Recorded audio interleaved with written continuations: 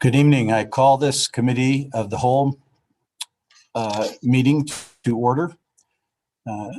Thanks everyone for joining us. Councillor Harris is excused this evening and all other councillors are present via Zoom.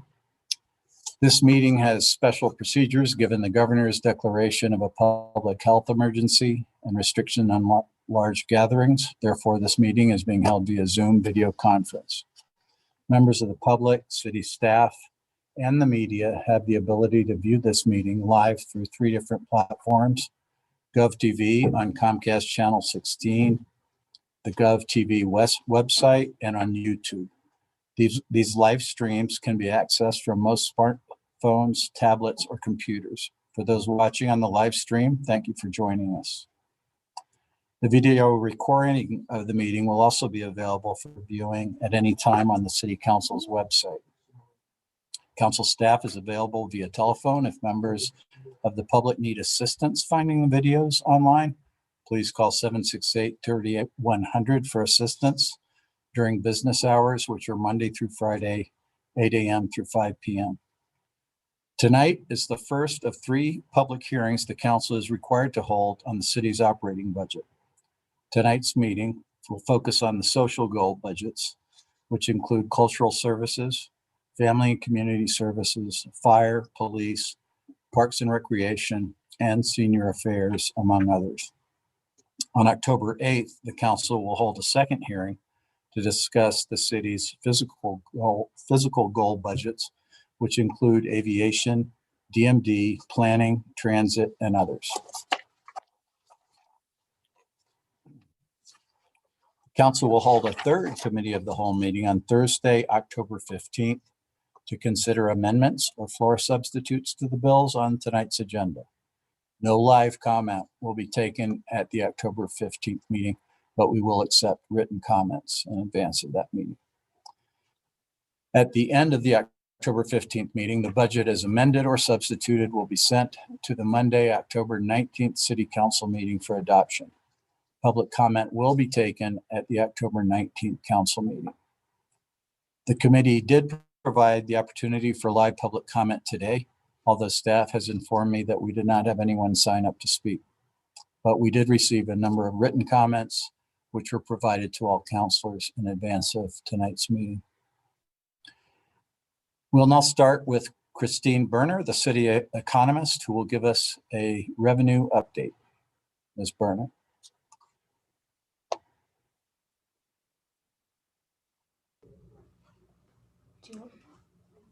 Thank you, Chair Benton and committee members. We were going to start with a general overview of the budget process and then go into the revenue presentation by the city economist. Is that okay? That's fine. Okay. I'm going to share my screen, Chair Benton.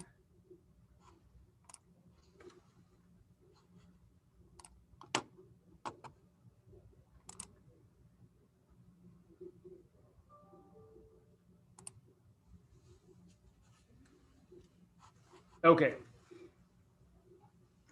Let me turn this down on this one. Okay.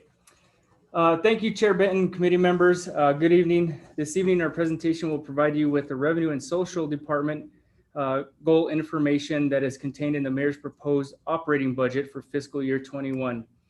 Please feel free to ask questions during the presentation and at the end of each department presentation as we go along. The Office of Management and Budget is comprised of a city economist and 6 budget analysts. And I just want to take a quick minute, if I can, to thank the OMB staff and their dedication and hard work during this unprecedented budget cycle. I don't know if the City Council knew this, but in fiscal year 20, we lost over 125 years of institutional knowledge from the Office of Management and Budget, which included the former budget officer, city economist, Patsy Pino, who you all know was here for over 30 years, and Lorraine. So with that being said, we had to hire some new staff, and new staff has done a great job of learning the city's budget processes and responsibilities. And in addition to that, you know, somebody had to teach us everything we know. And the senior budget analysts have provided outstanding guidance and oversight during this chaotic budget process, which are Jane and Linda. So I want to say thank you. It hasn't been easy, but you guys have done a great job and we functioned as a team. The next slide goes into the FY21 budget calendar. And starting from the beginning, I'm not going to go over every single date. However, the City Council knows everything was going fine until March and April. You know, we went through our budget call, city department submitted their budget and issue papers. We held the CAO budget hearings, and then COVID happened. So April 4th, the mayor submitted the rollover budget resolution to council. April 6th, council adopted the rollover budget, and everything in blue is brand new. So as a result of COVID, you know, everything fell more than 4 months behind.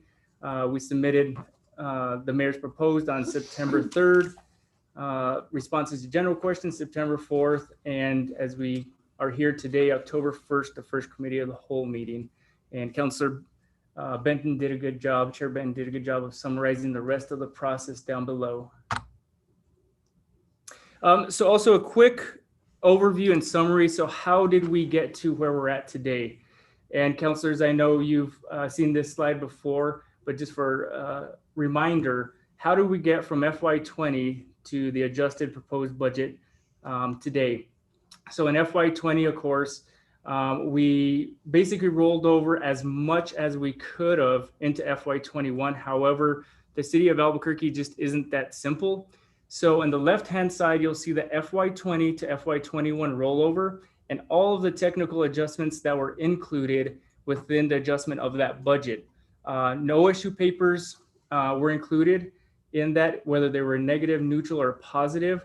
And we made all of the technical adjustments, including no COLA, the reduction of one-time funding of 21 million, increase of medical, increase of dental, because we thought there was going to be a 4% increase in dental at that point in time, and the other technical adjustments that happened during fiscal year 20, like mid-year reorganizations and other reductions.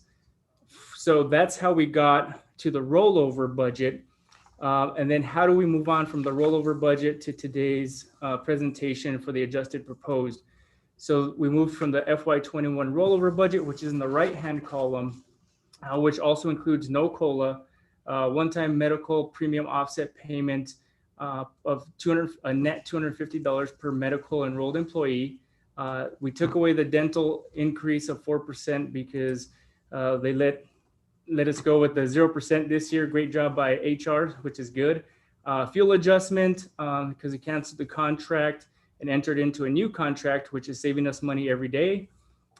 We included lodgers and hospitality debt service subsidy because this is the hardest hit sector from the impact of COVID, and that was $3.5 million. CARES payroll and transit reductions of $5 million. Risk recovery was reduced by 50%. As we'll get into later, creation of the Albuquerque Community Safety Department, stadium and gas operating subsidies, and the inclusion of issue papers and administrative decisions, which include $2.5 million for police. We moved Gulf Enterprise into the general fund, included the DFCS crisis triage and medical facility among the largest changes. Any questions on that slide, members? Here, none. I'll move on to the next slide. And as city councilors, we received $150 million in CARES Coronavirus Relief Fund money. Prior to R2092, the way it was set up in the budget book was for economic recovery. We set aside 13.6 million, emergency and public health response 93.2, and providing essential city services at 13.4 million. Finally, supporting families and vulnerable populations of 30.1. As a result of R2092, 10 million will be included within economic recovery, and the administration will need to replace various projects that are to be determined. Overall, and I'll let Ms. Christine take it right after this slide, all resources for all funds, not just the general fund, are $1.1 billion. You can see the breakdown on the left-hand side, the resources for all funds.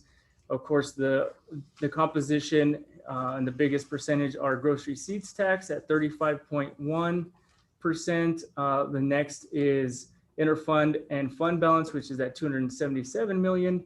Property taxes next, and then enterprise funds such as aviation and solid waste are next at 11.8%.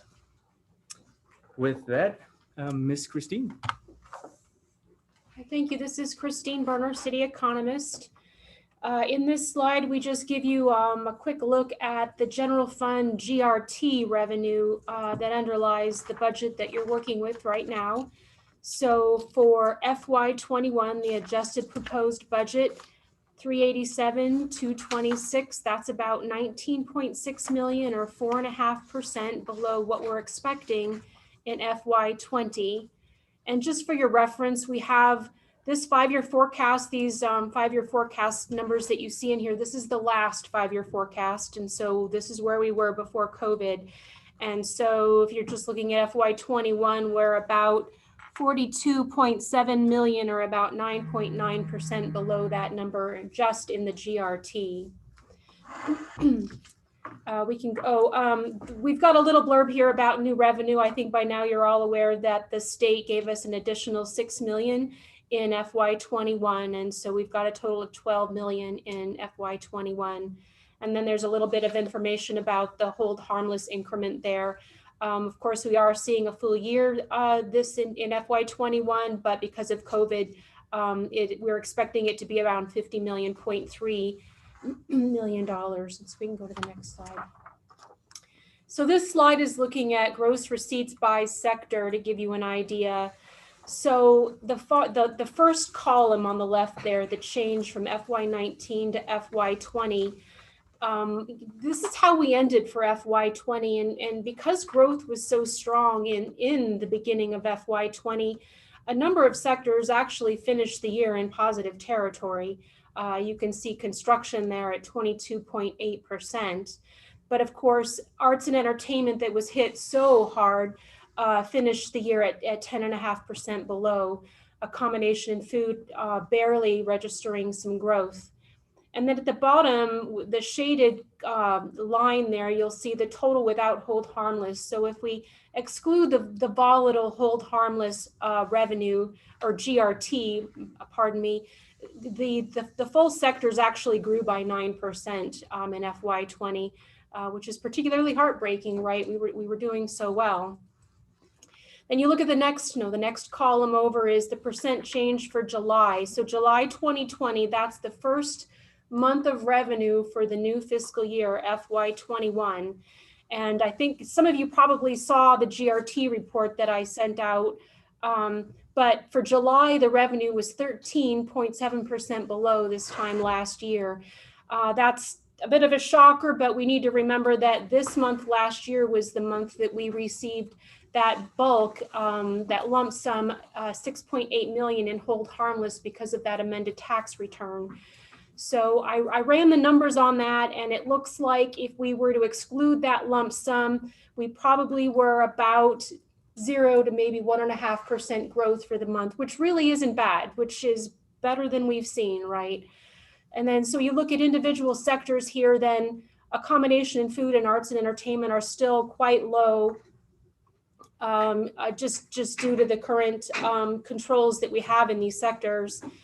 If you look down at hold harmless, you'll see that that's a negative 65%, and that's reflecting what I just talked about, the fact that our hold harmless this month was significantly lower than it was this time last year. And then when you go to the final column, you'll see the share of fiscal year 20 revenues. And so here you see that accommodation and food services is 9.1% of the total share. And what's interesting, I looked at FY19 total, share of total, and compared it to FY20, and it's interesting to see, you see a few little shifts here. For example, construction took a slightly larger share. I mean, it's not a lot, but it's a little. And then arts and entertainment, of course, took a smaller share just because of the changes that have been happening in these sectors in the last several months. So I think we can go ahead and go to the next slide. So this is a look at employment. This information came out just last week, especially the unemployment rate. So total non-farm employment for Albuquerque decreased by 5.7%. That particular figure is not in this graph right here, but the unemployment rate improved just a little for Albuquerque in August. It was 13.1%. I'm sorry, it was 13.1%. What did I say? July. Right, in July. Right. So it decreased to 11.2%. And then over on the right, what you'll see is for certain selected sectors, I couldn't include all the months from April. Of course, April was the worst of all. But what you have is June, July, and August. And so you can see for retail trade, negative for June and July, but then in August, it did finally go into positive territory, as you saw on the previous slide, at 7%. But for all the other sectors you see here, in most sectors, they're still year over year lower than they were this time last year, particularly leisure and hospitality, which is just stubbornly low right now, not moving a whole lot. So unless I can entertain some questions, that's what I have for you for this.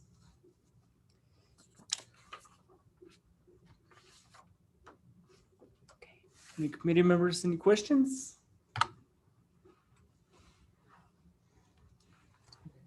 I don't see any questions from committee members, so proceed, please. Thank you, Chair Benton. Next slide is just a general overview of the fiscal year 21 appropriations for all funds. After eliminating interfund transfers, the net overall operating budget is 1.1 billion. Appropriations by fund type is the pie chart on the left. General fund makes up 540 million, followed by enterprise fund, internal service, and non-enterprise debt service for the appropriations. And the next pie chart on the right-hand side it splits out where we're spending our money. So 42% on personnel. I want to qualify that because we have taken out 71 million out of this budget for primarily public safety for CARES funding that we're using for the offset for eligible costs for the coronavirus relief fund. Next is operating and very smaller, of course, transfers, grants, and capital. The next slide, and from here on out, we'll be talking about general fund only, especially when we go into the department presentations. But I know you've seen this table before, committee members. However, this is the best way to sum up if you want to see the total impact of the CARES payroll and transit reductions on the budget. I just said 71 million. The reason why you're seeing 76 million in the white column in the total is there's a transit CARES reduction of $5 million. So if you subtract the 5 million, you get the 71 inclusive for the payroll reductions. So if we start off on the first green column, and it's by department, of course, that's the FY21 original budget. The next column over is the sum of the FY21 proposed budget, which totals 592.3 million.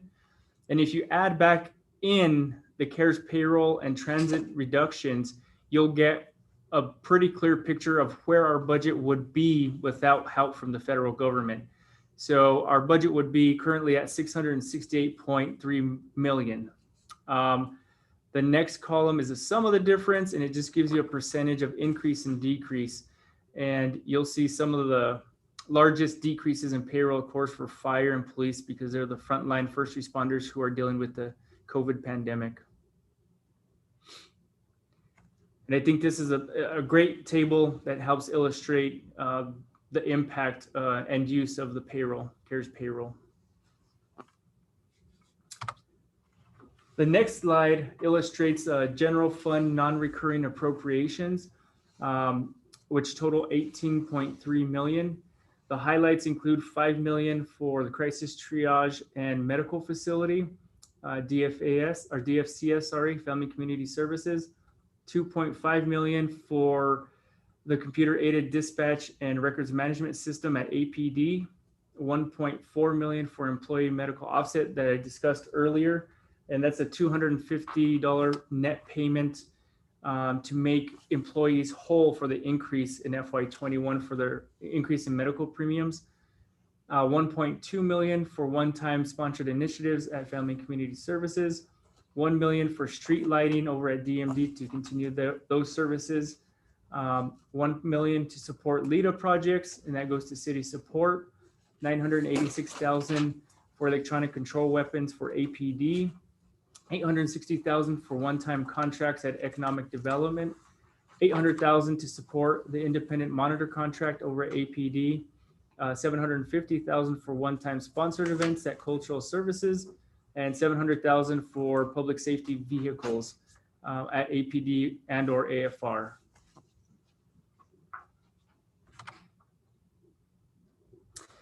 Next, we will start the social goal department presentations, and the way they're grouped are public safety first, and then they'll go in alpha order. So the public safety ones, of course, are police, CPOA, fire, and ACS, and then they'll go alpha order after.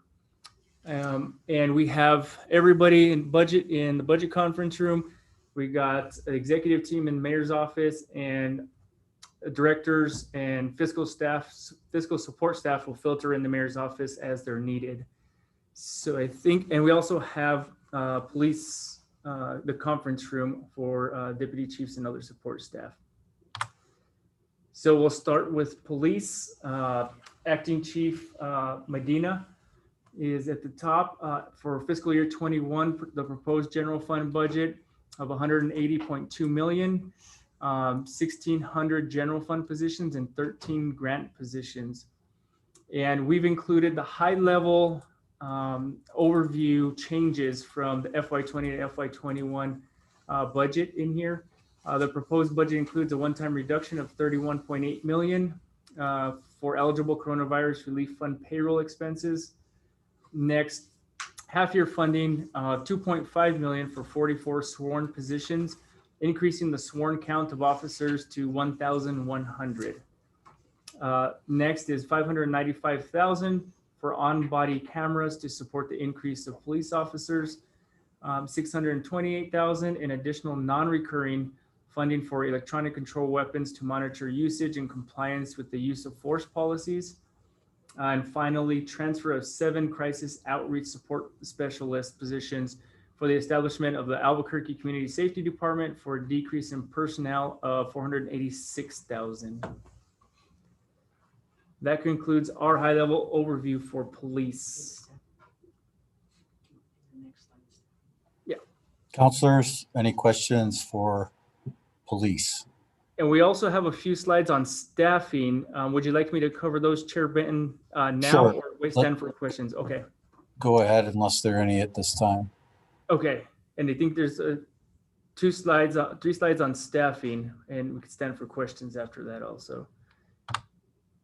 So the question always is, how many sworn officers does APD have? As of September 15th, APD has 985 sworn officers. This graph shows from 2008 to 2020 sworn officers, and of course we're in September, so that's not the final number. You can see it increase, remained pretty static from 2008 to 2011. We took a dip all the way to a low in 2016 of 831 officers, and now we're headed on up and currently have 985 sworn officers.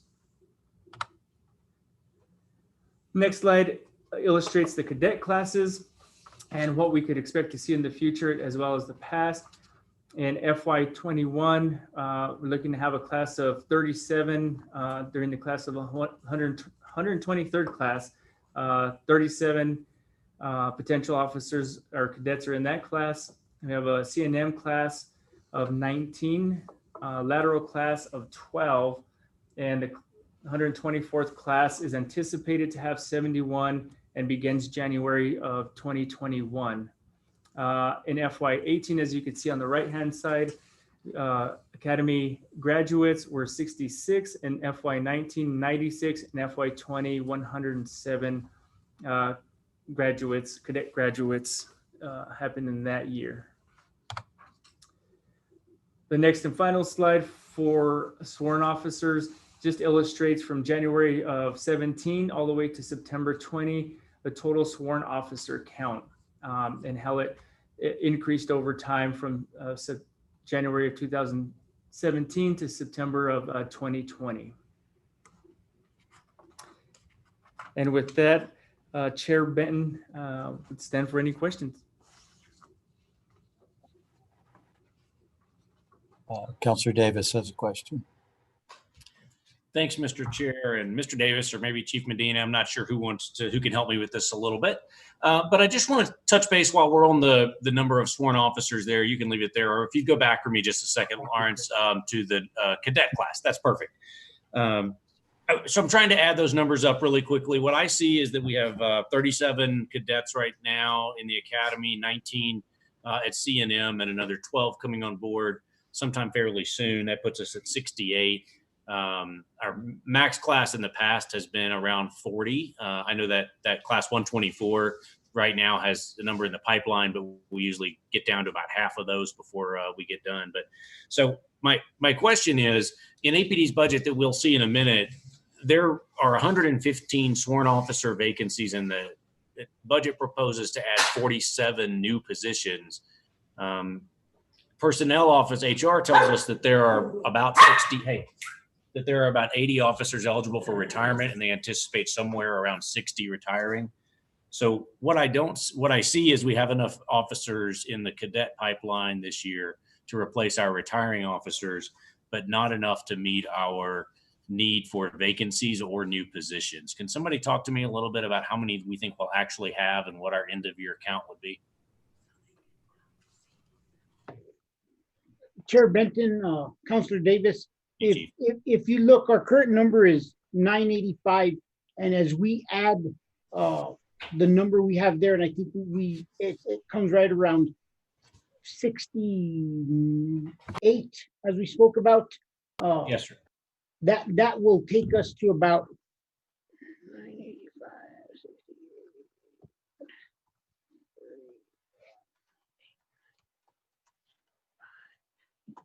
1053, and with that number of 1053 adding, we have the capability of adding 70 in the fall. I mean, in the spring class. If you look, we typically had the capacity to add classes of 40. We have been pushing classes of 50. We're not done testing for that January class that starts in January. So there's the possibility that we're hoping we're able to get 50 for that class, plus put an additional group through CNM as we have in the past. That's going to take us above the 1100 mark. And even if there is retirements, we want to leave room for us to have a lateral class. And that's going to be really close to us pushing that 1100 by that academy class graduating, that academy class starting in the spring of January. This past year, if you also notice, we were able to start another academy class right around the March timeframe and have dual classes going on at the same time. And that's another hope of ours, that we could continue recruiting. We've been fortunate enough to have good numbers coming in.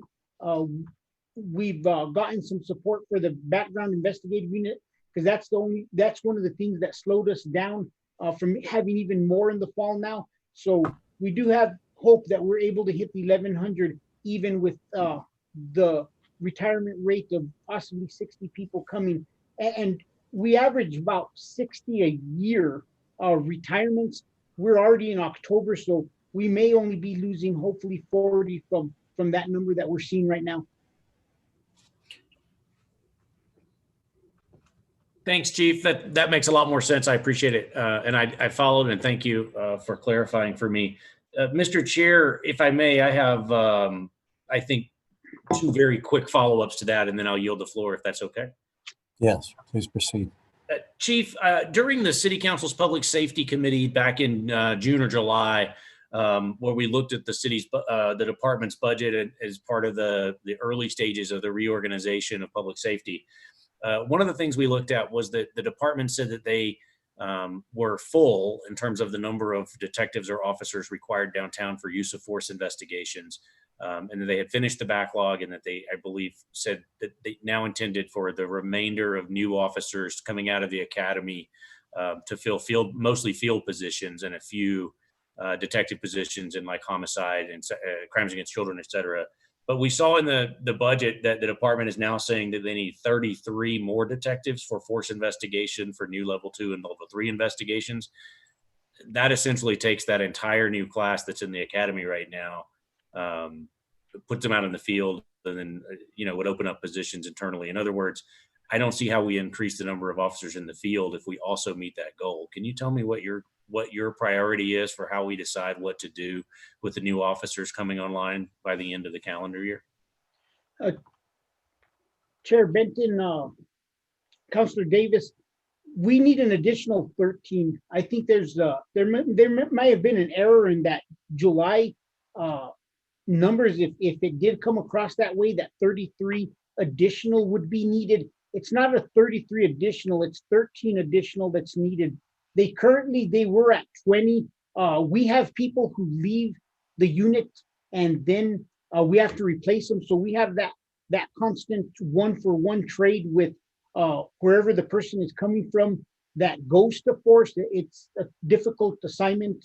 We noticed that they do have an amount of turnover in there. So it's an additional 13. And some of the things that we're doing to mitigate that, because I want the maximum amount of officers out in the field as possible, because my number one priority is the crime reduction. And that's what I want to focus on. We have been looking at having some of our contract employees and bringing people aboard to help cover that. And we are looking at other options, DOJ wise, and working with the monitors to see how we could streamline that process. It's been very difficult because we're slowly learning that the process is very tasking on us, and it really is taking a lot of time for us to be able to do that. And one of my priorities is we have to work with the city attorney's office. We have to work with DOJ and the monitors to streamline that process, because quite frankly, to be honest, I don't know if it's sustainable for us to keep the level of these investigations going. So we do have to look at options. We're looking at different options, and my priority is to keep as many officers in the field and to make sure that we continue to work to make the community safe. And we are looking at, like I said, we're looking at having temporary employees assist with this, contract employees, and we're looking to see how we can make changes to the process to streamline the process so it's not, we don't have to get to 33. Thanks, Chief. I appreciate it. I'm glad you're in this seat right now. I'm excited to see somebody who's focused on the field, and for what it's worth, I agree with you. I think there are lots of retirees and folks with a great deal of skills that we've, as taxpayers, paid for at all kinds of agencies that would be great contractors that could come in and provide that service, that don't necessarily need a full certification because they're not going to be making arrests, for example, but really do have the experience and the skill set to look at those. I appreciate hearing from that. I'd love to hear more about it, and hopefully we can look at that. Mr. Chair, just as we look at the budget going forward, I'd love for us to look at APD's budget and figure out how we might figure out how to break out that neighborhood policing or personnel budget a little better to determine how many positions we're funding in the field, how many we're funding for compliance, how many we're funding for administration, for example. I don't disagree that all three of those things have to be done, and they all have to be done simultaneously. But I think we've seen places where at times the council might have felt that we've gone too heavy towards compliance and not enough to be available in the field. And so I think I'd like to see the council consider how we break out that budget into different buckets so that we can help make those balancing decisions and ensure that that we get to participate in deciding whether we put more officers in the field or if we try to expedite the compliance, getting DOJ completed. I'm not sure we can do both of those on the same timeline. So thank you, Mr. Chair. Thank you, Councilor Davis. Yes, and we have heard from numerous councilors about these exact questions, and we will have staff continue to discuss them with APD. We have three councilors in line, starting with Councilor Jones, followed by Councilor Borrego, and then Councilor Sena.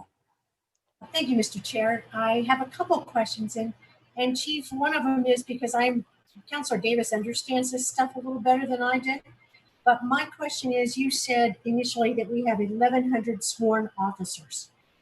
In my very primitive mind, does a sworn officer mean it's someone on the street, or is it anyone who is today an active sworn officer? And then I'll follow up with that and ask, on any 24-hour period, what is the average number of uniformed and or undercover, whatever, how many officers, sworn officers, are actually out on the street in Albuquerque in a 30-day period? Or how many per day? Whatever, how many is it of the 1,100 sworn, and break that down into what sworn means? Chief Medina. Chair Benton, Councilor Jones, I'm sorry if there's a misunderstanding and I wasn't clarifying that. Our goal is to get to 1,100. That's the amount that we're going to be budgeted this next year. We're currently at 985, and a sworn officer, we have one classification of sworn officer. It's basically a officer who is able to enforce the law. We used to have other classifications like as community service age, which were retired officers, and we used to have other types of what is it called? Reserve officers that we no longer have at the police department for a variety of reasons. So every officer that we do have, regardless of their rank, is a sworn officer. That the question in reference to how many are out in the street at a given time of day is a very difficult question to answer because it's very complex. Our ops review section they actually take a look at calls for service, days of the week, when we're getting the most calls, and they put officers into squads based off of that information the best they can. So for example, on a Friday, that's the day that we have the most field services, uniformed officers taking calls for service. Most squads are doubled on that day. And during 2 periods of time during the day, when day shift comes on and they overlap with graveyard, and when swing shift comes on and overlaps with day shift, and actually a third time when swing shift overlaps with the graveyard, for those basically an average of 2-hour periods, we have not just double the amount of officers, we have double that because we have extra officers from the other squads overlapping. I think one of the things that I would want to stress is that on the worst times of day when we have one squad working, there could be as low as, depending on days off, that one squad could be as low as 4 or 5 individuals that are working during that time that historically has shown doesn't have as many calls for service. I think that's why we're really trying to work to boost those squads that have the least amount of officers. And our hope is as we add more officers to the department, that those are the priority for us to add an overlapping squad that hits those peak times so we can have better coverage.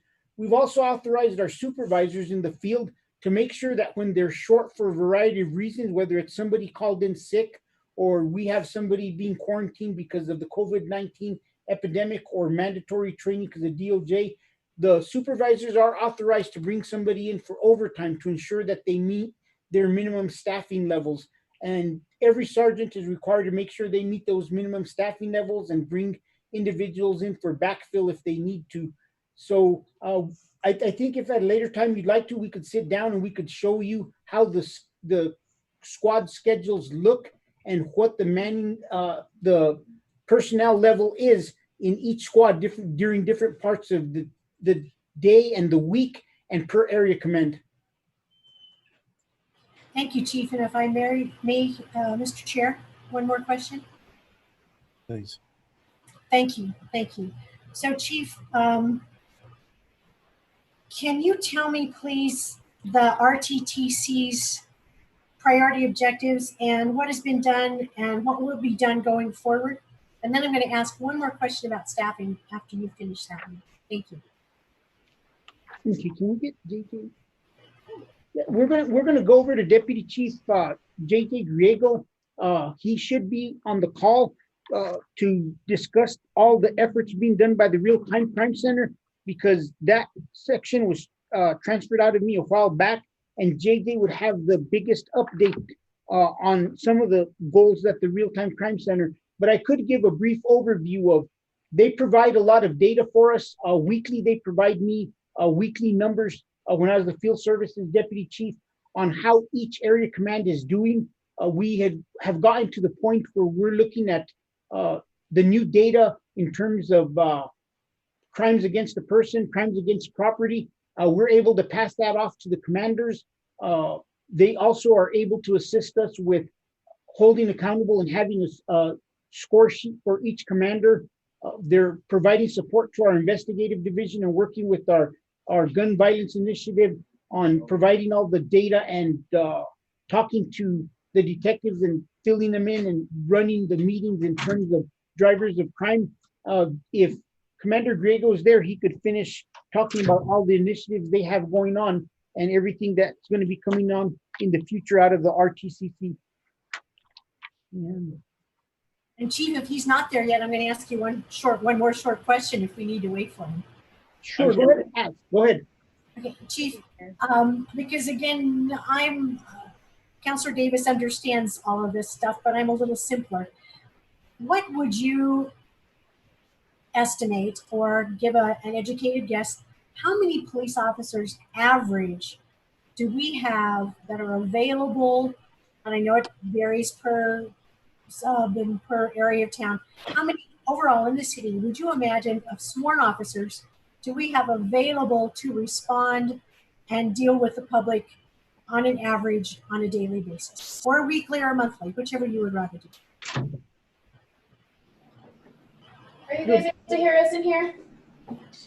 Councillor, Chair Benton, Councillor Jones, I would say, and this is just a guess off the top of my head, at our lowest times, 6 times 6 area command, we would have 30 officers available. At the worst possible scenario, we'd have about 30 officers available for calls for service in the city of Albuquerque. And that would probably be somewhere around like a graveyard shift from 3 in the morning till maybe 8. I'd have to look at the data to get you an exact accurate answer. And we could easily do that at a later time. But we also have to remember that during some peak times of day, we have other units that are supplementing, that are able to take calls for service. Like, even though a squad may look short on a swing shift or a day shift, having traffic available to take traffic accidents, they're call takers and they're assisting with those. At times, tactical is out and about. So we'd really have to sit down and look at the numbers, and we could give you a real accurate number. That's just a guess, the best guess I could give you off the top of my head at this time. Chief, I appreciate that. If you would, and I know you don't have anything to do right now, so you could probably just, that was a joke. You could probably just sit right down and do that. But if you could do that without overtaxing yourself or the people who help you, that would certainly make it easier for me to understand what's going on with staffing levels at any given time, and why we are not able to respond to some calls for what the citizens, obviously the ones who call me, consider to be too long a lapse of time before we can respond. So, and I'm not saying that's true, but everybody thinks we should have someone at our call in 2 minutes max. But if you could educate me a little bit more on that, Chief, that would be very helpful. Councillor Jones, I'll work on a report for you on what's the worst time and the lowest numbers we have, and also what is the highest number of officers we have at certain times, to kind of see the contrast of how we devote our resources based on the need and what our historical data is showing us in terms of the number and volume calls for service that we're expecting to receive. Chief, that would be very helpful. Thank you. Thank you. Chief, and be sure you share that with our council budget staff as well, so the other councilors can see what you prepare for, Councillor Jones. And Commander Borrego is in the chief's office, so there was a question about the RTCC. Thank you, Chair Benton. Councillor Jones. The RTCC is working on several projects right now, and the biggest thing is essentially the visualization of data. We have a lot of data that in order for us to operate effectively and efficiently, we need to be able to see in a visual process. And one of those projects was the Peregrine project, and that is essentially building out dashboards where area commanders can see where their crime is occurring in a real-time basis. We've also built one for the traffic division. We've built a couple of different options for the commanders to be able to see where the areas are in their area command that need attention. Those were completed last week, and we've been validating those to ensure that they are operating correctly. And those will probably go out next week to the area commanders. Some of them have already been sent out. The traffic one has been sent out to the traffic division, but those are definitely going to be rolled out next week. It will really give the area commanders a great perspective on what's going on. One of the other things that we do is we essentially provide the data essential for the Duke City staff meetings that Chief Medina was talking about earlier. And what that does is it essentially is a scorecard on violent crime and other crime in the different area commands, so that when we have those meetings, we can go over those particular areas, find out what we need to do to address them, and then measure them again at the following meeting to see if what we're doing is being effective.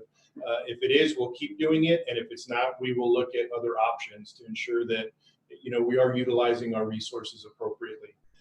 We're working on a project for a video management system to where we can pull in all the city cameras into one interface.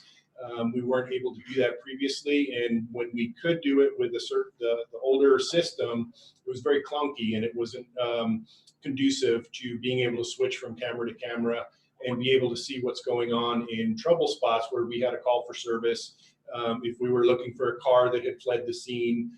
But the new system will enable us to do a lot more deeper dive into those type of incidents.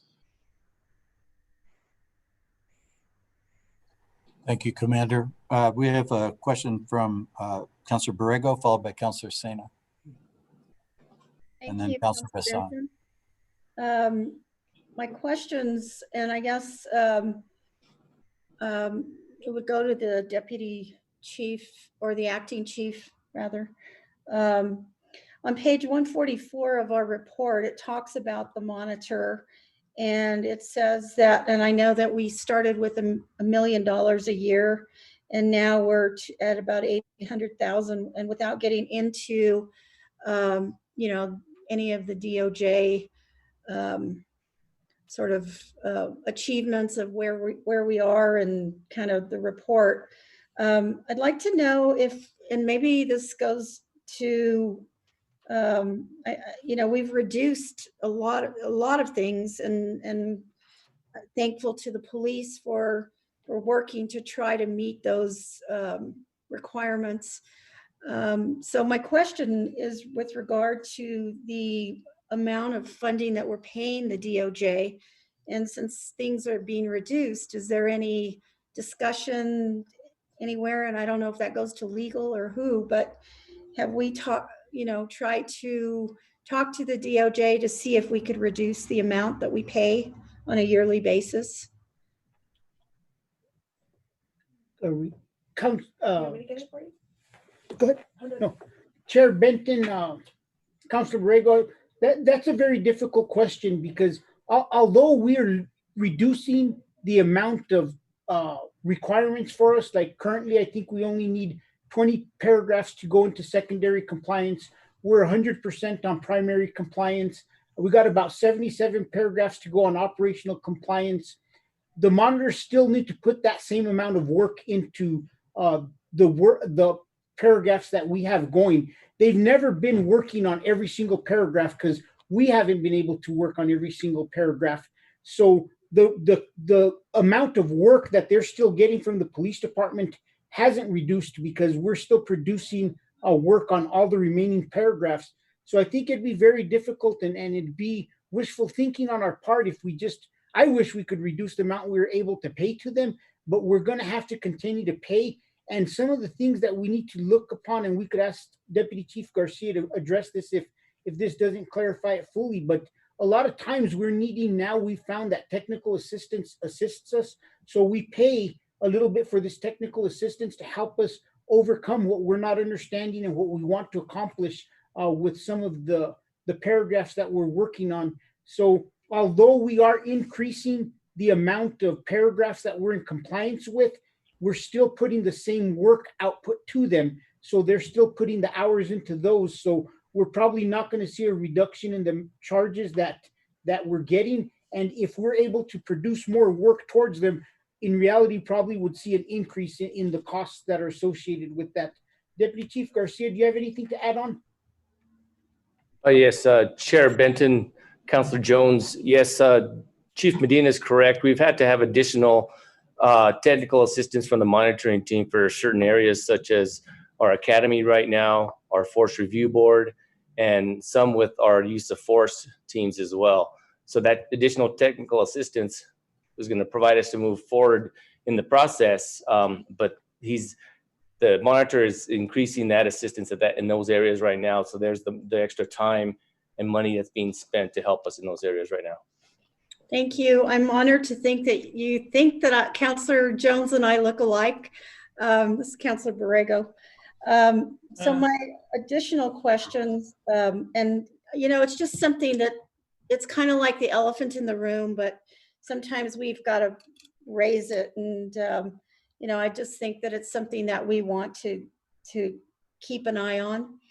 The next question that I have is with regard to grant funding, and I'd like to know if there's any grants that are available to fund positions. If there are, have we applied for them or not? Or I'm just wondering if that's something that we've looked at.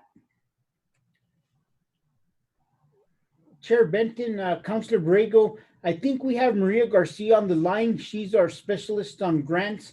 I can tell you we did receive the grant through DOJ. We're working on it to hire additional officers. We won't be able to utilize that funding because those officers have to be off training and have been identified beforehand. So we won't be able to access that money until future years. But Maria, if you have any suggestions or any information on anywhere else that we could look for grants, if you could just let us know. Or Councillor Borrego, Chief Medina is correct that the COPS hiring grant does allow us to pay for salaries of entry officers. In addition, that we can continue researching other DOJ grant opportunities to see if there are additional funds for that.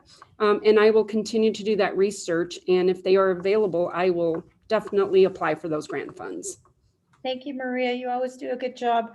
And then my last question, Councillor Benton, is with regard to response rates. I didn't see that in the report, and I'd like to. And I know, Deputy Chief, you just got there, and I'm glad that you're there because you do have a lot of experience.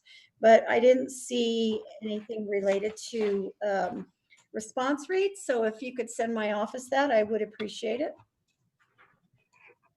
Yes, Chair Benton, Councillor Borrego, we'll send you some information over, reference those response times. And later on, if you'd like to talk, we could talk about some of the issues or concerns that we have and some of the things we're doing to address those so that we could reduce call times and correct some of the things that we have going on that make it very difficult for us to clear officers up. But a lot of it's going to come back with the technology we're bringing in. We're hoping it will reduce those call times a little bit.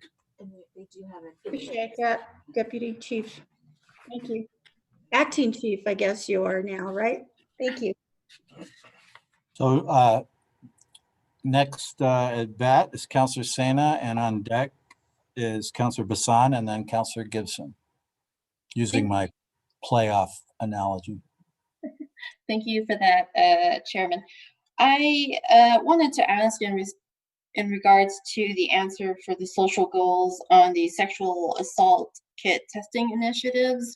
It stated that we are backlogged over 3,000 for violent crime and property crimes, dating back decades. And I know that this was an issue that many cities are facing, but I'm curious, what is the oldest kit in that backlog?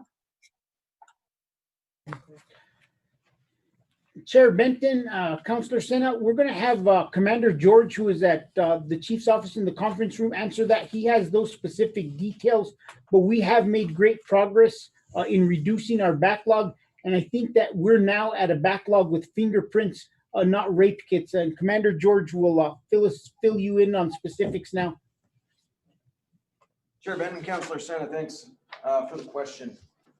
Regarding the property crimes and violent crimes backlog, we have, I want to say the oldest case going back is decades. Obviously, those ones may have a shelf life. So what we're doing is we're going through a deep dive process to codify what we actually need to work to give the victims of these crimes the justice that they deserve. To date, this year, we're 32% reduction in DNA backlog, violent crimes and property crimes. 70% reduction in the firearms backlog, and approximately a 51% backlog in our latent section. Thank you for that. And as a follow-up, Mr. Chair, I think I'm asking this too because I want to know what the plan is to fully staff this area. It kind of gets to the same question that Councillor Davis was asking, is that, we have this big plan and push into the budget of these sworn officers, but what about some of these other departments, a backlog to that magnitude, and even for sexual assault kits? Just curious about being able to staff that full time so that we can get that backlog out and so that we don't ever have a backlog.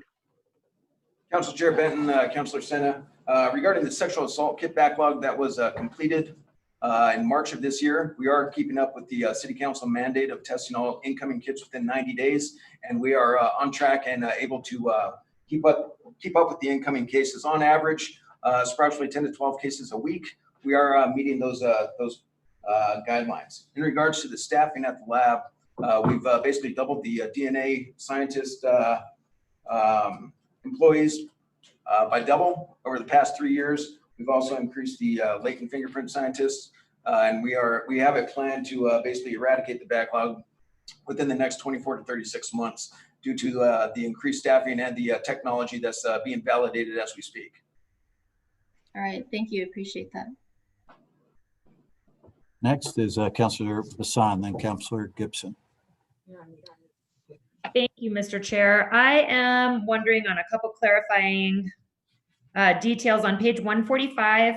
I see that there's the red asterisks, and I've read them on the back for 2018 UCR NIBRS preliminary data and APD transferred from UCR to NIBRS in FY18, et cetera. So on 145 for the number of violent crimes per 100,000 residents and the number of property crimes per 100,000 residents, are we playing it safe by increasing the performance measure, or am I reading this wrong? I don't understand why we're increasing what is happening in FY21 versus trying to achieve decreasing it.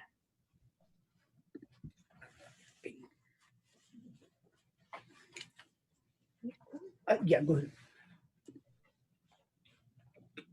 Chair Benton, Councillor Bassan, we are trying to decrease, and if we need to make a correction to that page, we'll make a correction. But our goal is to decrease our property crimes numbers.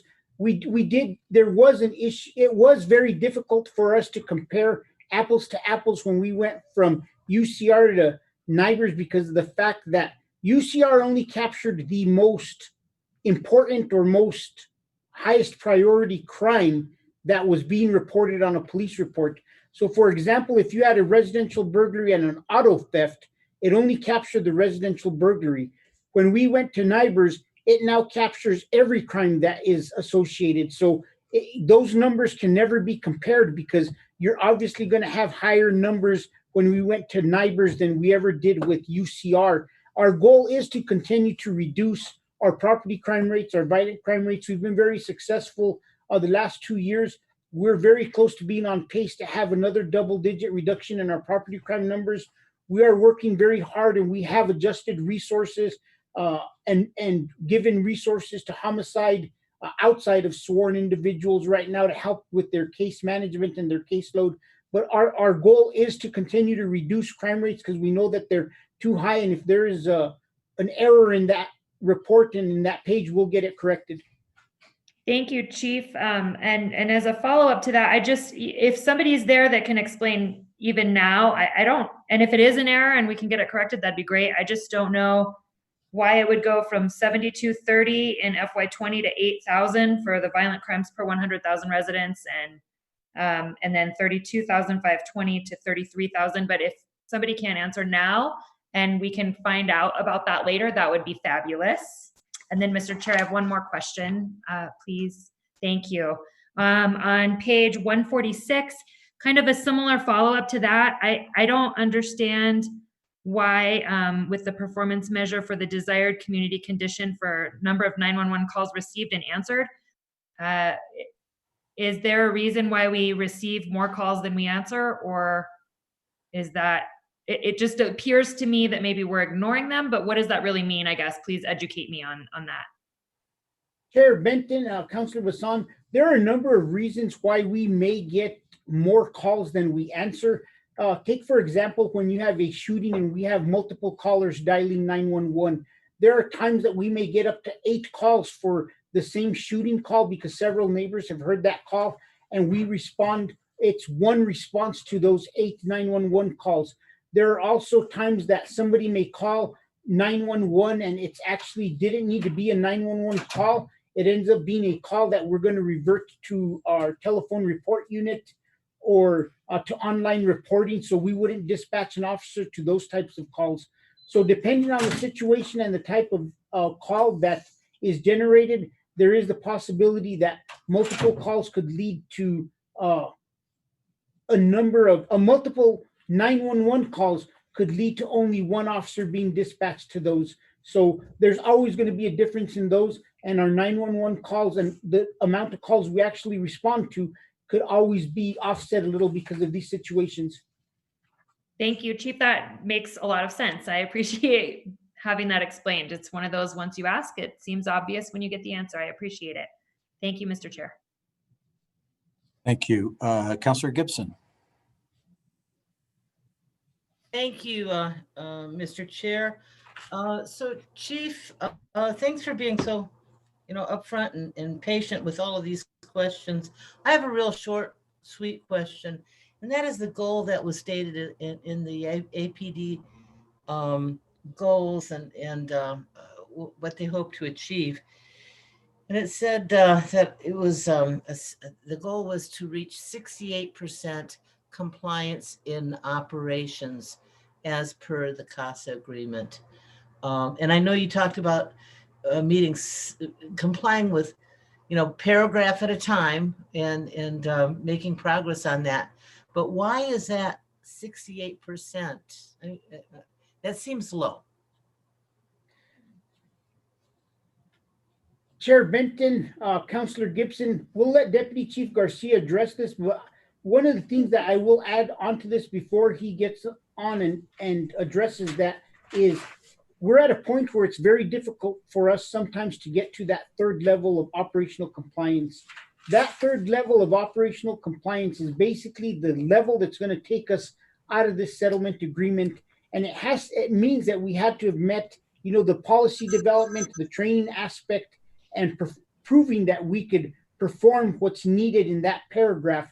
So as we get towards the end of some of these paragraphs, it's going to really slow the process down and how quickly we could get something done, because they do need more time. We need processes or systems that we've purchased to be implemented and put into place, such as our benchmark system with our performance overviews for our officers and tying in a lot of different systems that we have. So we could expect that as we get closer to that 100% on the operational compliance, that some of those areas are going to move a little bit slower because of the amount of work that we're going to have to invest into those paragraphs. And we'll let Deputy Chief Garcia take it from here.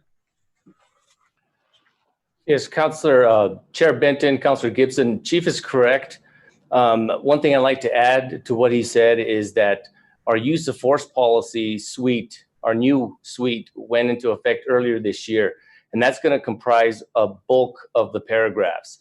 So as we move forward with those policies and implement them in the field and get the process in place where we're doing that on a regular basis, then you'll see a bigger increase in those paragraphs as we move forward with the use of force policies. Thank you, Chief. I appreciate the answer. Thank you. Councilors, I'm going to ask a question and ask the chief and whoever wants to answer this. This is, I feel obligated to ask it because this was the primary subject of the written comments that we received from the public. And it has to do with the use of the helicopter and basically people complaining that it seems to be overused and it's constantly in the air over their houses. I know a lot of these complaints, just from looking at them, or these addresses of people who wrote in, are generally in the downtown area, and many of the people who submitted comments seem to associate them with protests that are going on. And I did see or hear in the media one report that said, well, there were about 50 people out at this protest and the helicopter was circling overhead. I just want to ask, and you may not all have answers to all this, but some analysis of how many hours in the air the APD helicopter has been compared to, let's just say, the last year. I guess it's been in operation for a year or a year and a half now, but some kind of data on that, and then the cost of that, operational cost of that helicopter, but specifically just any comment you may provide with regard to what triggers the need. I realize that some of the protests, I wouldn't say the protests themselves devolved into violence or rioting, but there was associated activity that was probably not the peaceful protesters. But tell me a little bit about that helicopter and how it's being used. Chair Benton, one of the things that I discovered this past week in talking to members of the community and individuals involved in some of these protests was that exact issue was brought up to me. On Tuesday afternoon, I spoke with Deputy Chief Smathers, and I asked him to make sure that during the time that we have protests, if the protest is peaceful, there's nothing we're concerned about. We don't need camera footage to monitor the situation or anything of that sort. That I would like the helicopter to maintain a distance from those protests so that we don't bring unneeded attention to the individuals who are out exercising their First Amendment rights. The helicopter is up at a variety of times, and unfortunately, we don't know when crime is going to occur. So there may be a lot of times that they're up there proactively waiting for example, a vehicle pursuit to occur so that they could help us track the vehicle so that we don't chase it and cause unnecessary injury to anybody who's out there. But that your concern is something that I did identify earlier this week. I did speak to Deputy Chief Smathers about, and it's something that we're going to try to make sure that if it is occurring, that we course correct it and that we make this adjustments in the future so that we respect and we kind of start building that trust or building a better relationship with the individuals who are out exercising their First Amendment right. Does that answer your question? It does, Chief, and I appreciate that you're giving the attention to it. And I don't mean to diminish the importance of the helicopter, especially I know that in the Valley Command, they've done a couple of traffic operations recently against the exhibition drivers and speeders and racers on the streets, and that's important in keeping track of some of those people, because it would be dangerous to try to pull them over with the old-fashioned methods. So I'd appreciate, just a little bit of info on hours of operation during the last year and a half that it's been in operation. And Chief Smathers, is he in the room with you guys? Chief, you can just get that to our fiscal staff, and that'll be good enough. You don't need to answer tonight necessarily. All right, thank you, Councilor Benton. Councilors, I don't see any other questions for APD, so we'll move on. Mr. Davis. Thank you, Chair Benton. The next social department is Civilian Police Oversight Committee. Director Edward Harness, I believe, is joining us via Zoom to take any questions. The FY21 proposed general fund budget is 1.3, or if you round up 1.4 million, with 14 general fund positions. The proposed budget includes 25,000 for supplies and 2 positions which move from the community policing councils from APD to CPOA. The next big change is 115,000 for 3 positions to allow the CPOA to meet the CASA mandate that complaints are fully investigated within 90 days from the start of the investigation. And that's CPOA at a high level. Chair Benton. Thank you. Any questions from councilors? Okay, we'll move on then. It looks like fire is next. Thank you, Chair Benton. Next is AFR, Albuquerque Fire Rescue. Chief Paul Dow is also with us and support staff. For fiscal year 21, the proposed general fund budget is 61,760 general fund positions and 14 grant positions. The proposed budget includes a one-time reduction of 31.7 million in the general fund operating budget for coronavirus relief fund payroll expenses, 382,000 to the safety division for director of behavioral health and a sworn health and wellness coordinator who will manage the peer support team and other wellness initiatives within AFR. Next, we have 140,000 to maintain appropriate rank staffing levels that converts 12 firefighter positions to higher level driver and lieutenant positions. And finally, 300,000 will be transferred of funding from AFR to planning for after-hour emergency board-up activities. That concludes fire. Chair Benton. Councillor Davis has a question. Thanks, Mr. Chair. I just want to acknowledge and say thanks to the chief. Having a chance to actually see some of the final ADAPT stats that have come out. I just want to acknowledge that program's worked really well. I appreciate the fire department taking the initiative to take the leadership role in coordinating all these agencies and departments in the city. Looks like about 408 properties have been investigated, almost 800 interactions with nuisance or potential nuisance property owners, and importantly, a 96% cooperation rate with the ADAPT program. Exactly what we were looking for. And I appreciate you all trying to find a way to make that work. So I just want to acknowledge it and say thank you. I'm glad to see that we're continuing to fund it, and I hope you'll continue to keep us updated on it. Chair Benton, Councillor Davis, thank you. Really appreciate that. They're working extremely hard and looking forward to making some additional progress as well. It's not just ADAPT too. We've got other city departments that are really helping us out. The planning department, code enforcement as well. So it's a great collaborative effort. Thank you. Councillor Sena has a question.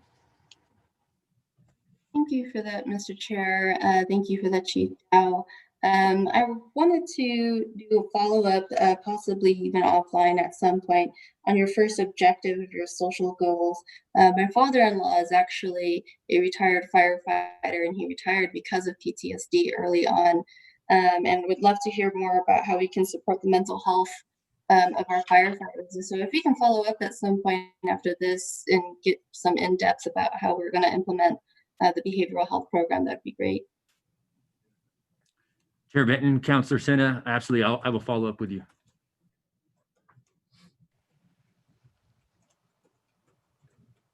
Right. And Councillor Bassan, did you have a question?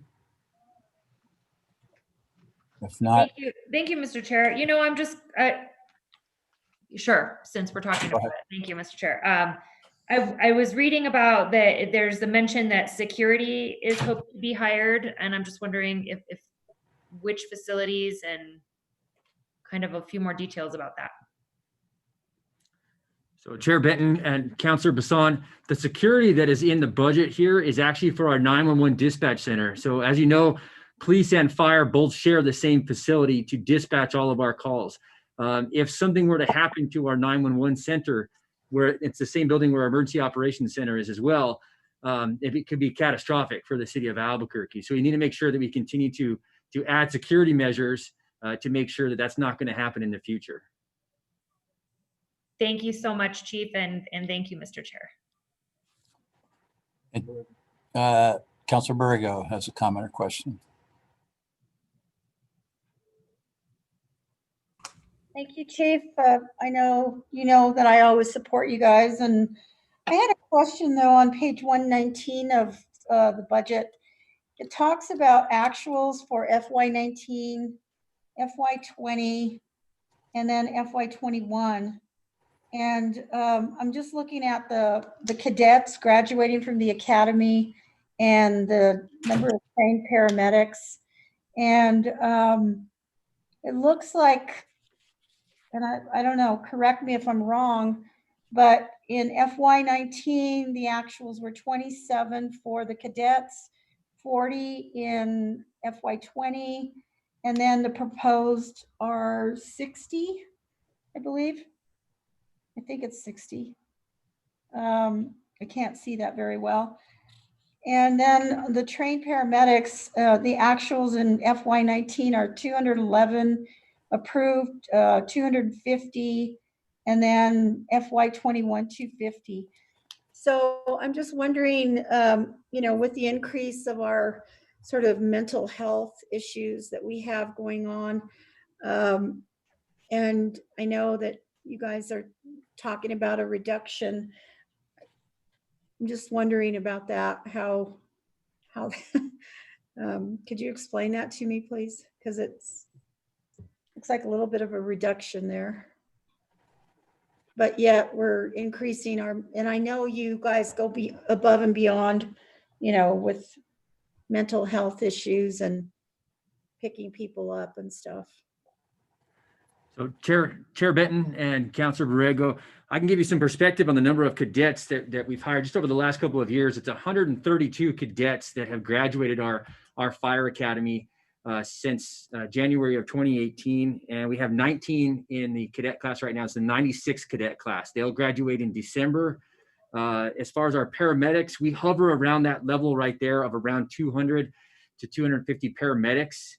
It does fluctuate. We do have a number of paramedics that are assigned to rescue specifically, but we also carry other paramedics that are involved in other divisions. They may be in support divisions, they may have promoted out and are now captains or battalion chiefs, but we still hold them as a paramedics level training, and we make sure we continue their level of training.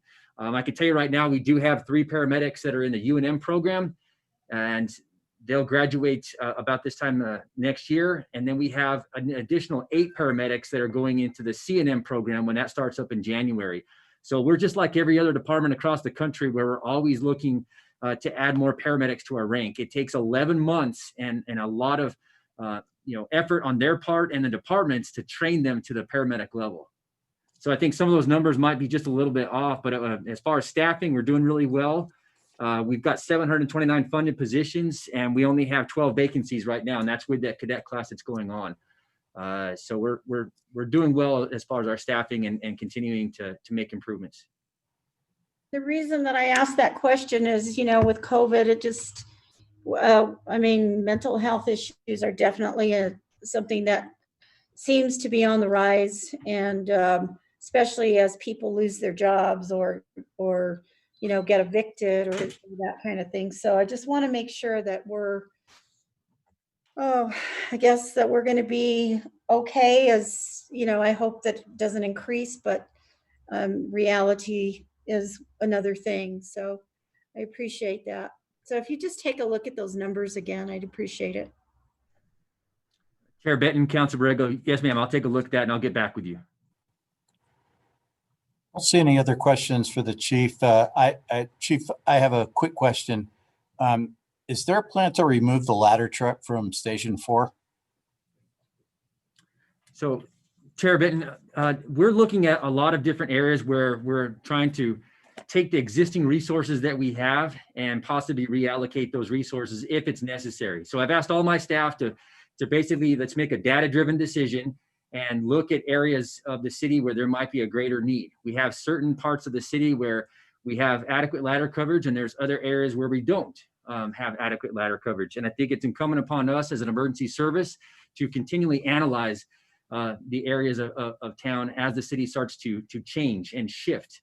And we're going to continue to do that. But as of right now, we haven't made any decisions. It's basically the brainstorming situation right now. Okay, thanks, Chief.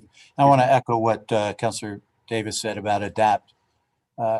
It's really great to see us really moving forward on that program, and I appreciate the department on the work on that. All right, we'll move on then to community safety. Very good. Thank you, Chair Benton. Moving on to Albuquerque Community Safety. New department proposed for FY21, the director to be determined. FY21 proposed budget is 7.5 million. And initial positions are 83 general fund positions. The proposed budget includes 1 million for 1 department director, 2 deputy directors, 1 executive assistant, and other positions that will help ACS accomplish the mission of the department. Next, we have 1.5 million in funding for 1 security lieutenant, 34 security officers, 1 security superintendent, and 4 security supervisors. Next, we have 1.5 million for crossing guard supervisor and 5 lead crossing guards. And finally, capital expenditures of 185,000 and non-recurring funding will support expenditures for additional vehicles. We also have with us Mariela Ruiz Angel, who will go over the next 3 slides and will further explain the overall programmatic aspects of the department. Mariela, are you there? Yes. All right. Hi, City Councilors. Thank you so much for having us and having me. So as you've heard and as we've spoken to many of you, the intent of this cabinet level department is not just to respond to 911 calls, which we originally proposed, but it's really going to also do that outreach and that follow-up that we haven't necessarily been able to do in the past as much. And there'll be calls when it comes to inebriation, homelessness, addiction, and probably a variety of mental health types of calls.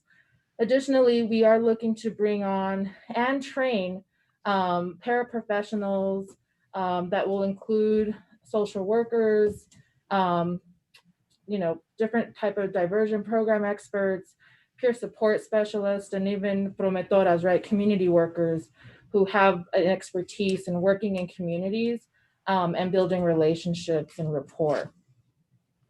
Next slide. So this slide, very small on our side, really was about what ACS is and what it's not. And so I think this was really clear, and I know many of you have seen this slide specifically, but it really was about the fact that we had not, the intent of this new department was not necessarily to take away from the police, but really to help enhance their role in what they already do, right? We're trying to emphasize the core job descriptions of police officers to be, right, as guardians or as even caretakers of the community. And I think this new department can really do that, as we would be able to take some of these calls that they're going to away from, not necessarily away from them, but take them out of their job list and out of dispatchers, and we can start going out to them and actually address them in a way that's a little more holistic and that allows for a little bit more time with these individuals. Additionally, right, we're not trying to deprioritize crime fighting, and we're not taking away money from our core police work, but we are definitely trying to invest in behavioral and mental health approaches and really try to get to the goal really is to try to decriminalize mental and behavioral health issues. Next slide. This is a recent poll from our survey, and I don't know if you guys can see it well, but we really wanted to highlight some of the issues that we community felt really comfortable with this new department going out to. So you can see one of the first issues is homelessness. And that was one that people felt very comfortable with this new department going out to. We will, as you can see in our budget, be bringing on our homeless encampment group to help with those. The second one is around needle pickup. That also is part of our budget. We know that although the Sharps program is doing a great job at picking up needles at parks, I've been out on the streets where I've seen them in large numbers in other parts of the city, and we really need to figure out how to grow that program and how we can not just pick up needles, but how we can be there to help do needle exchanges or do Narcan education. And then the next two, which again are the three, which we really are looking at is concerned residents that are calling on somebody else, right? A welfare check or a wellness check. And again, we're bringing on our DMD wellness check program to be able to help with that. They already are currently doing a job like this and have been doing it in a very caring and compassionate way. And we just felt it was very appropriate to bring on that specific program from DMD to help with this one piece that community felt, again, very as something that we could go out to. And then of course the last two, which are suicide threats and attempts for themselves or for others. And we know that we'll be able to help with that de-escalation and address it. And again, these are all areas that we think that community felt we could go out to alone. However, we always know that with a good partnership with APD and AFR, if we needed backup, we would be able to do that at any point.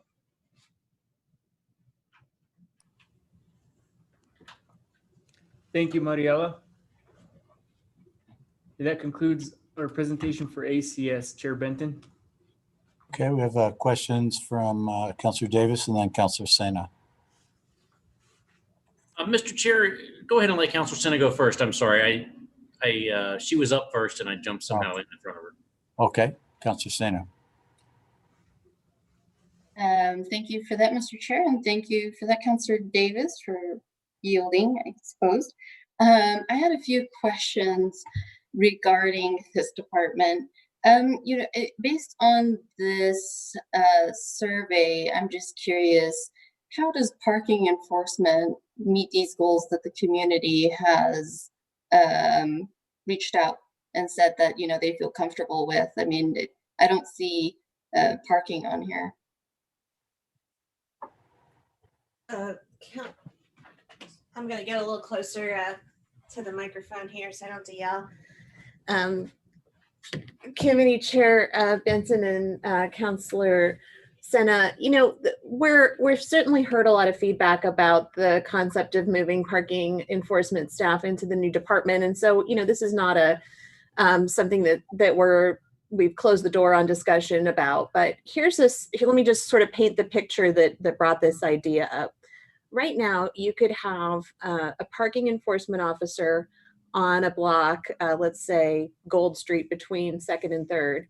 And our parking enforcement officer might be writing a ticket for somebody whose meter has expired. And 2 doors down from where she's standing, there can be a down and out person, a person who may be passed out due to excessive intoxication. And maybe there's also a need for a car to be towed.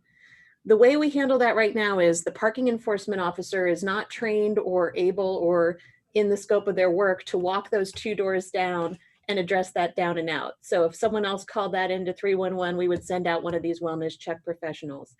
Also, that parking enforcement official is not authorized to call a tow truck. So for that second vehicle in that scenario, you would have to then call out an APD officer. So, the conversations around the parking enforcement is they're already in the community, they're already in vehicles, and they're already in a lot of situations where other ACS workers, especially the wellness check type folks, would be called out. And is there a way to make them more utility infield players as opposed to having such a specific position in our city of only doing parking enforcement? That said, I understand that there are quite a few issues related to the fact that they're giving citations, that they're adding to the fine and fee burden that we know is inequitable everywhere, including in our city. And so again, we haven't closed the door to discussions about this, but that was really the concept, is creating more utility, helpful positions of people who are already out there in the community and could be doing more to address some of the social problems that they see every day in their regular work. Thank you. Mr. Chair, I have a few more questions, if that's okay. Please proceed. So I was part of the community input sessions, and I will say I really do appreciate you, Mariela, and the facilitators for doing that. It was very well done, and I was only able to attend one, but I also reached out to a few others that experienced that facilitation, and they all kind of said the same thing, that they really did appreciate it. But one thing that stands out to me is just, I get the wellness check program, that does speak to what the community input was stating on, but I'm just curious about the DMD security transfers, how that aligns with some of the community input sessions. They were really looking at a different response, whether the person is just dressed in warm colors with a water bottle and, maybe food or anything like that at a distance, rather than having a security come and address them. Because I think at this moment, and correct me if I'm wrong, the process when a DMD security approaches an individual, that person may walk away just because the security has been in the past as a person of enforcement. So I'm just curious where this came from. So I can answer part of that, and then if Sarita wants to jump in on any of it. I know, thank you, Councillor Senna, for being a part of our facilitation. We did have a great turnout, and however, I think at the time that although the wellness check was on the initial list for the budget, at that time we didn't necessarily know that the others were going to be, so it wasn't talked about. But going forward, and even now while we're in this meeting, there's a facilitation happening, and we've been very transparent with community on making sure that we can get some input on how these new security officers or guards will be able to, what kind of role they would play in this new department, and how the community would feel about that. So I think that'll be helpful on our end. So just to let you know, just prior to that, we had not been part of the conversation at that point. Well, in Committee Chair Benson and Councillor Sena, so just because we do have some new folks on the council, historically, transit had its own set of security J-Series employees, and DMD had security folks that primarily provide security at facilities. I believe it was in the 2019 budget that this council approved at our request a combination of those two programs, because there was some confusion, there was inconsistency in training, and there was also, two different chains of command that were having different outcomes in terms of things like discipline. So for a lot of good reasons, we moved what used to be called transit security into the Department of Municipal Development and under a unified chain of command. But historically, we still call them transit security because that's where they came from, and they still have a slightly different position. It is those former transit security people who were enrolled and stepped up to help the city implement the wellness check program, and it is that same subset of folks that we would be moving over. So the folks who are historically DMD security, facility security, the folks you see when you walk into City Hall, they would remain in municipal development as they should, because they have that sort of guard role, as opposed to what we would envision is creating new positions in ACS that have a job description that is more focused around the wellness check. And also we could, at that point, take into account the community's input in terms of uniform and supplies and protection that they might carry with them. And then be able to open opportunities to transfer into those positions for the people who were formerly quote unquote transit security, although I'm sure it would be open to anybody who wanted to transfer into those positions. So what we just want to be clear, we are not moving or proposing to move all of the security operations to the new department. Okay, and one more question, Mr. Chair, if I may. In the social goals, it states, that this is relatively going to stay the same in their roles of security personnel, and then later going to shape them into less of an enforcement role with outreach, intervention, and prevention. What's that look like? What's the timeline? Is this training? Is it an expectation of these security personnel shifting over to something that, typically social workers would be providing? Not stating that we're expecting them to be social workers, but providing those services. So Committee Chair Benton and Councillor Sena, I will say, and I'll be really transparent, I know that there's been some nervousness around this. However, today, in two of our facilitations, there was definitely an interesting perspective around the training pieces about these new personnel that would be transferred over. And there was definitely some hope that I started to see from our community that thought to themselves, how do we really build, and I will quote, somebody used the word, how do we really start to shape these individuals into caretakers of our community? And so I think with that said, I believe that they already get lots of good training, and Jason Downing can give some of that training. However, many of you know I came from our Office of Equity Inclusion, and so that department and myself, with my background in immigrant and refugee affairs, has worked with multiple partners who can help in that training, right? I think it's important for us to know that some of the training that we've done in the past, not to say that this department has done it, but sometimes it's outdated and sometimes it doesn't work anymore. And I think it's important that we work with our community who are experts, get the training that we need to do, and not just the training, but to start doing some ride-alongs with them, right? Start working more cohesively with them when we're going out to these types of events or when we're doing outreach and prevention. So although, again, I know that there's some hesitation, but I do want to say today, hearing from the community, I thought this could actually be an interesting way for us to really band together social work models and security and grow it together in a really new and innovative way. Thank you for that. I mean, I think I still have a few questions to follow up and would love to follow up with both you, Mariela, and Sarita on some of these questions. And I'll let my fellow colleagues ask theirs. Councilor Davis. Thanks, Mr. Chair. I know the night's getting long, so I'll try to make it quick. I just want to follow up, maybe Ms. Nair or whoever can help Mr. Davis in budget. For the community safety department, or whatever we end up calling it, the administration's budget proposes about 7.5 million and 83 new positions. But of the 7.5 million, how much is net new money and not transfer? It's approximately 1.2. Yeah, so I mean, I definitely would defer to our numbers guy, Lawrence Davis, if you have it. I think the number is about 1.2 million, but Lawrence, if you have clarity on that, go for it. Sorry about that, Chair Benton and Sarita. I couldn't get my mouse to come back to this other computer. Yes, you're pretty near. It's 1.3 million, Councilor Davis.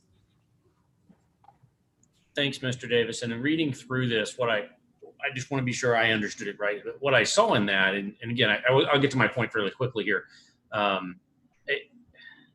That's honestly not a very big investment in what was touted as a very big shift in the way we do business. I appreciate that 4 of those positions are director level. They're a department director, 2 deputy directors, and an executive assistant. By all accounts, that seems right for a department of this size and for this charge and challenge. But some of it is one-time money for like $185,000 for capital expenditures for more vehicles, for example. Totally makes sense if you're going to be out in the field. But I have to admit, I'm having a real challenge here that this is not really creating a new model. It's simply just reorganizing existing org charts. So I want to go back to whomever can help me. I want to give the floor to somebody who can help ensure to make the best case possible, because what I heard in listening to this, to the idea around this early on, and I've been a supporter and still am, or that we were looking at about 10,000 ghost calls a year from police and fire, where we sent a full code trained first responder, where instead we needed a lower level responder. And so what I'm struggling to see is how when my neighbor calls 311 for a person sleeping in the park, who in this organization model is going to respond, and how will they do that? So Committee Chair Benton and Councilor Davis, there are a couple parts to that. Let me take them one at a time. The overall goal of this budget is to recognize the fact that we've only got about 8 months left in this fiscal year, and that this is a very new and innovative project. And so we want to start with the pieces that we know can work. And in the context of those pieces, sort through some very complex logistical issues like how to dispatch. Are they using 10 codes? How are they keeping information? How are they tracking individuals that they interact with? What do we do with private health information? But to sort through some of those logistical issues in the context of the programs we know that work. And interestingly enough, the survey results that Mariela presented also echo that that's where the community wants us to start. It's with those top 3 pieces. So when you ask specifically about the down and out calls, the proposed transfer of DMD personnel, those are the people who have taken over all of those ghost calls. It really didn't take a whole lot of people. The way that they respond to those, I think, was part of your question. Oftentimes they get to the location and the person is gone. That's what the ghost part of the ghost call terminology is. And then also if they go, they're able to make contact, they're able to wake people up, they're able to call for medical assistance if that's needed. But we are proposing transferring that program into the new department. As for the more complex positions that have to do with mental health response, we've heard loud and clear, both from the experts and the advocates and from the general community, that is a proceed with caution situation. We want to be really mindful of how we make those responses, when they're co-responses with police or fire. And we also want to be mindful that there are a limited pool of individuals in this community that are licensed mental health professionals or licensed social workers.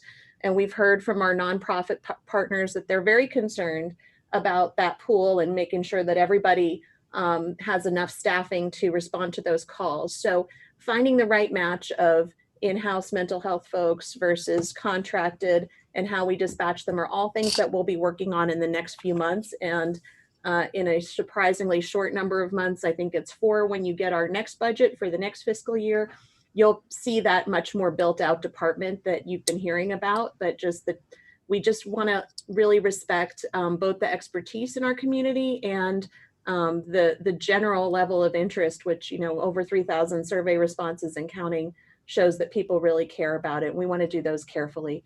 Some of the first mental health professionals that'll move over are the mental health professionals who respond with APD on the,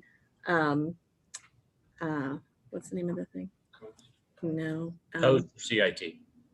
No, I'm going to blank on it. But the ones, the MCT, MCT, the mobile crisis team. So we used to contract with those positions, but we've been working with the county and with HopeWorks to bring those in-house with the idea that they can continue to do that response, but also really contribute to the conversation about what other mental health responses look like in the department. So long story short, starting with the low-hanging fruit, working out some of the really complex logistical issues there.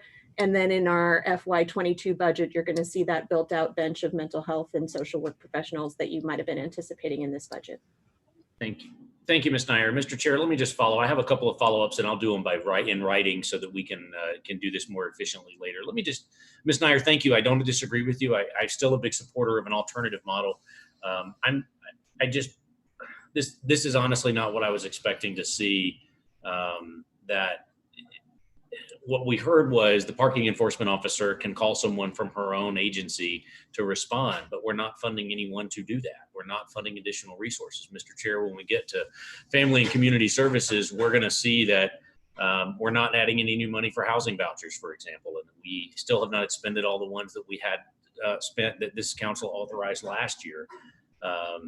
That there is what we're hearing from the community in those 3,000 responses is that they don't want a police officer to respond to a homeless call, but we're not resourcing that in this budget. And I realize where we are in that challenge, but because it's hard does not mean we can't do it. And so what I'm frustrated with is that what we saw as a big announcement that the city was going to be a national leader in creating this new third response, quite frankly, is a reorganization of people whose job it is to enforce the law. It's whether it's a traffic ticket or they're going to a city property to enforce a city rule or regulation against sleeping, standing, hanging out, whatever on a city property. But city security officers have no ability or authority to go and hang out respond to the alley behind my house when someone sets up a homeless camp, and they're not trained to do that work. And so they will not be able, in my opinion, to do that. So that's my concern, Mr. Chair. What I see are 4 new positions. They're all administrators. That's important to getting something new started, but the rest are transfers from agencies, 82% of which are enforcement jobs. That's not defunding law enforcement, in my opinion. I think it's just moving things around a little bit. I appreciate what Ms. Nyer said, and we might respectfully disagree here, but I wrote the law that said APD doesn't go to down and outs anymore, and this council passed it unanimously the year before this administration came in. It took nearly 3 years to get a program working that implemented that law that we wrote and created, and I appreciate it, and it has worked, but we should not count that towards future calls that we're going to take off APD's plate. We did that last year, and this council did it 4 years ago. The administration did it last year. So what I don't see are I don't see social workers. I don't see funds for housing. I don't see funds for services. And I don't see new CIT teams or MCT teams. And so what I'd like to ask Mr. Chair is maybe ask our staff and Ms. Yara as we move into the next round of the budget process. I'm going to ask our staff to write a budget amendment that would set aside the promised what I believe would be $10 million in reserve for those additional services, and ask the administration to work with us to identify how we might bring homeless services, homeless vouchers, that type of program from family and community and other agencies under this big service umbrella. I realize that might be a multi-year plan, and I know that's a long-term process, but I'd like to see us in this budget set that expectation and that money aside to do that work so that we don't have to wait another year. I realize it's a big goal. I realize budgets are tight, but I think setting that money aside in reserve so that it can't be used for something else. There is room in APD's budget, as we've heard. They have 115 vacancies. They're not going to fill them all by the end of the year. We're already at almost mid-year.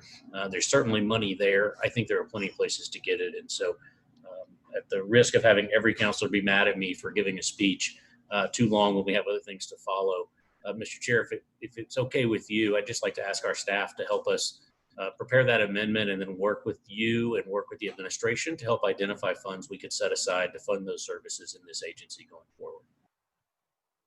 Thank you, Councilor Davis. I support that request. We do have a couple other counselors with questions, Councilor Borrego and then Councilor Gibson. Thank you, Councilor Benton. I have some similar concerns as Councilor Davis pointed out. My concerns are more in line with kind of efficiency and sort of effectiveness. While I support this idea in terms of supplementing a gap that is a problem for, response and who people, our police officers respond to or fire folks respond to. My concern is even bigger than just the effectiveness and the efficiency of a department, but it's regarding a threat. And if, the people that are being moved into this new department, and how do we determine the outreach? And I mean, that's a big question in my mind, because we don't always know what, that individual may be carrying with them in terms of a mental health issue, and whether or not they're dangerous or not. And so if we sent someone out to respond and then they were hurt, then we have another problem, a different kind of problem on our hands. And so I just, I've spoken with the police department, a couple of officers that I met with, and I understood that there's really only one officer that's been attending these meetings to plan this department. And so that concerns me somewhat, is that there's probably not enough input from some of our public safety people that are already in place. And so I'd like to kind of, and maybe this isn't the time because we still have a lot of departments to go through tonight and it's already 7 o'clock, but I'd really like to sit down with some of these folks and some of these staff that are being proposed, or the people who are proposing this, to talk about how, is a new department really the answer, or should we be looking at a division within another department and coordination? So I'd really like to sit down with maybe Sarita. I don't know who it is. The other question in my mind is the county already kind of does some of this. So, should we be talking to the county and or are they included in this? So I have a lot of questions about this, and I don't think that I'm going to get all my answers tonight. So I'm just going to yield and wait until someone contacts my office and meets with me a little bit further to clarify some of this. Councilor Gibson. Thank you. I'll just hold on to this. This is a short question, but I want to just keep this moving. I'll present this. I'll ask Mr. Davis about this later. Thank you.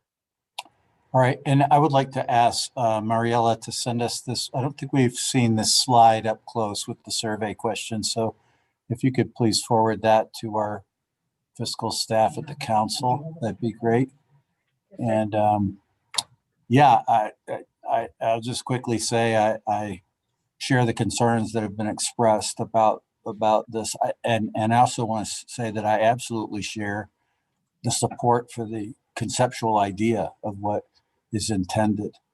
But I feel like I feel somehow disconnected with some of the decisions on the specific positions that have been moved over.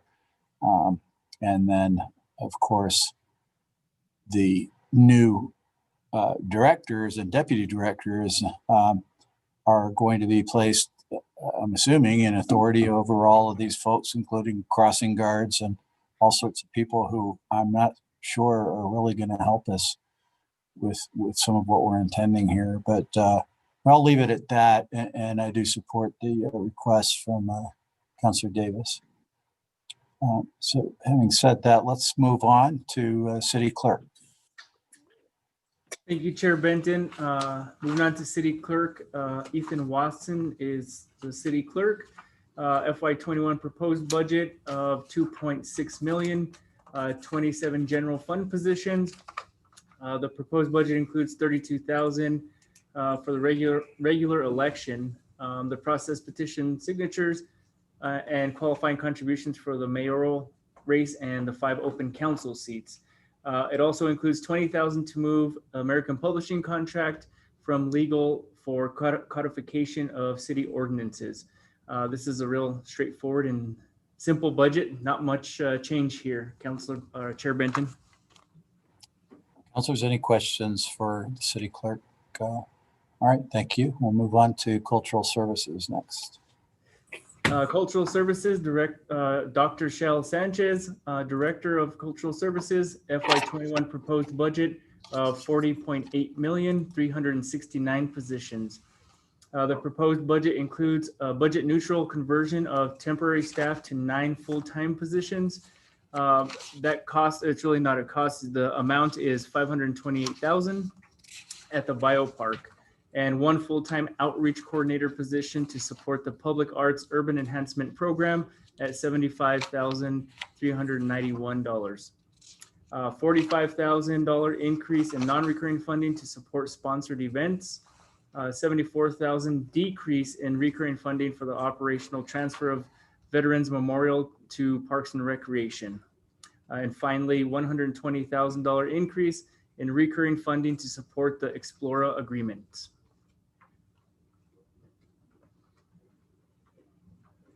And that's it for Cultural Services, Chair Benton. I don't see any questions from councilors for Cultural Services, so we'll move on to, looks like the next slide, Economic Development.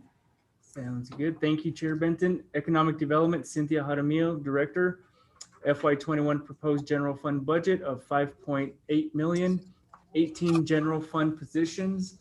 The proposed budget includes 885,000 for the transfer of the MRA to Economic Development from Planning, 153,000 for the Small Business Office to better support the small business community, and finally 100,000 for the for MRA to provide training, other professional services, and completion of additional redevelopment projects. And that's it for Economic Development, Chair Benton.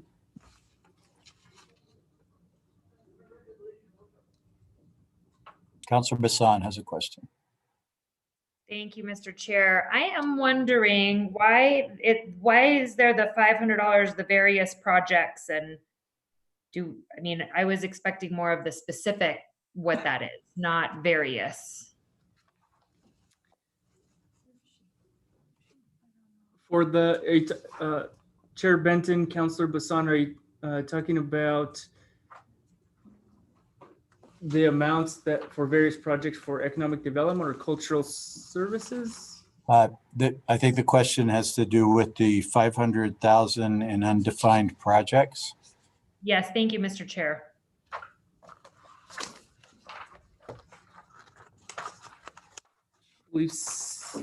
Director Jaramillo, are you available?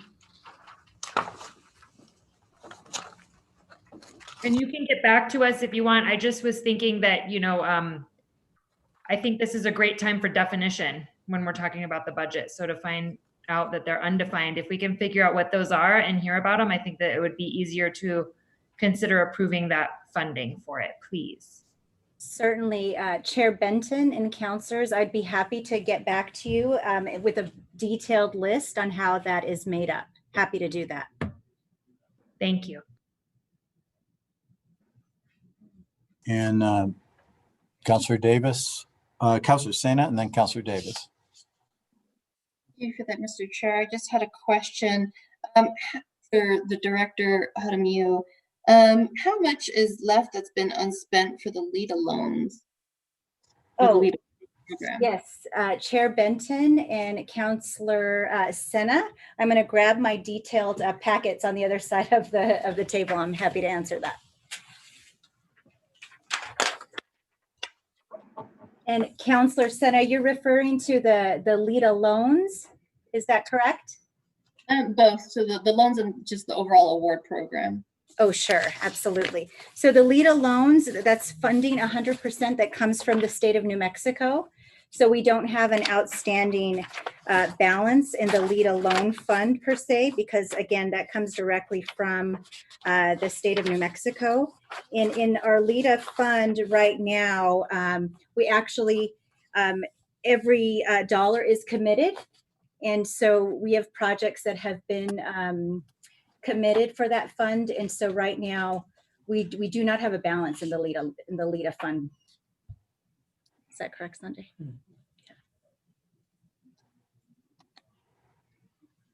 Okay, I would love to follow up on that. I also had a question about what that process is in terms of, you know, the overall process and the outreach, not just for the LEADA program, but also for the MRA, what the process is for that. Oh, certainly, Councillor Sena, Chairman Benton. We have Karen Iverson that's with us on Zoom, and she'd be happy to answer any questions regarding the Metropolitan Redevelopment Agency. Thank you, Director Jaramillo, Chair Benton, Councillor Sena. So the MRA engages in outreach in a number of different ways. I think at the forefront would be the creation of, when we create a plan, we go through a prescribed community outreach process that involves working with the neighborhoods and having several meetings with the ADC and the City Council to both designate an area that is a metropolitan redevelopment area and then to create the specific implementation plan for that area. And then for specific projects, there is a further prescribed kind of community outreach and engagement process, say for the rail yards. There's an advisory board that's made up of committee members that Councillor Benton chairs that sort of oversees that. And we've done some community outreach meetings directly in the neighborhood to get input and vision on the project. When we go out for an RFP and select a developer, we also look at what they have done to how they have addressed the community identified needs in the redevelopment plan, and that is how we would choose a specific development project.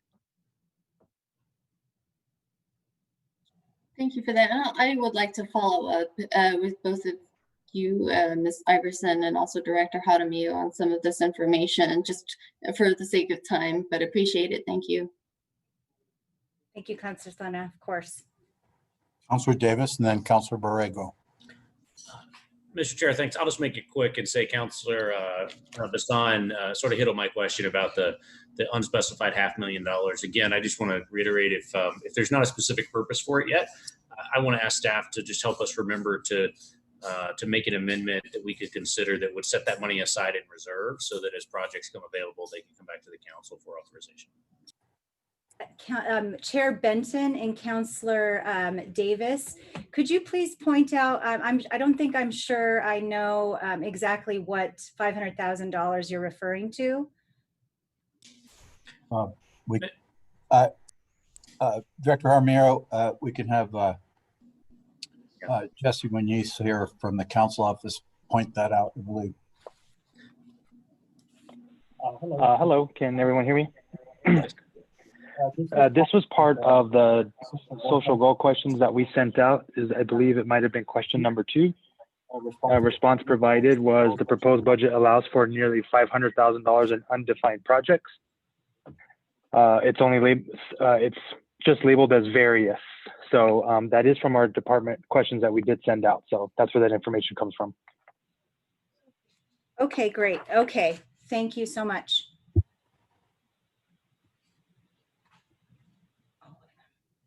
That clear? Is that helpful? Yes. It's very helpful, Mr. Chair. Thank you. And again, if they're not defined yet, I just think we ought to set them in reserve and they can come. We can evaluate them as they come. But if there's more detail, it'd be great to have them. So thanks. All right, thanks. Next is Councillor Borrego. Thank you, Councillor Benton.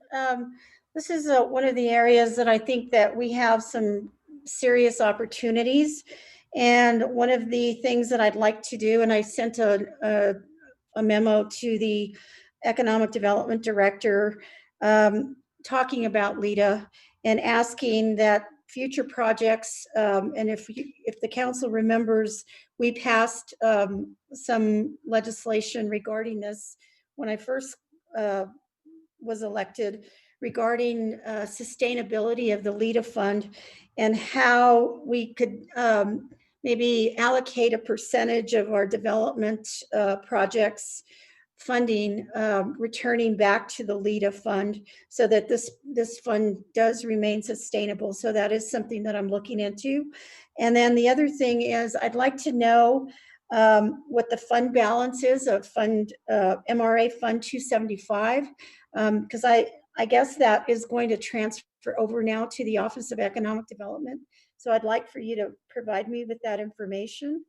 And I'd also like to know the project list of development agreements that funding has been committed to and is expected to go back into Fund 275. So I know that that's a big, tall order, but I'd like to see how we can regenerate both of these funds. Thank you, Councillor Borrego. I don't see any other councillors with questions. So we will move on to Family and Community Services. Thank you, Chair Benton. Moving on to Family and Community Services. Let me move the slide. Director Carol Pierce, FY21 proposed general fund budget of 55.2 million, 214 general fund positions. The proposed budget includes 1.3 million to expand access to the West Side Emergency Housing Center. It also includes 1 million for permanent supportive housing vouchers, 2 million for homelessness related support due to COVID. And it should be noted that there's another component to that. We are also using 2 million out of CARES funding during the first 6 months up until December 30th. So inclusive, that number is 4 million.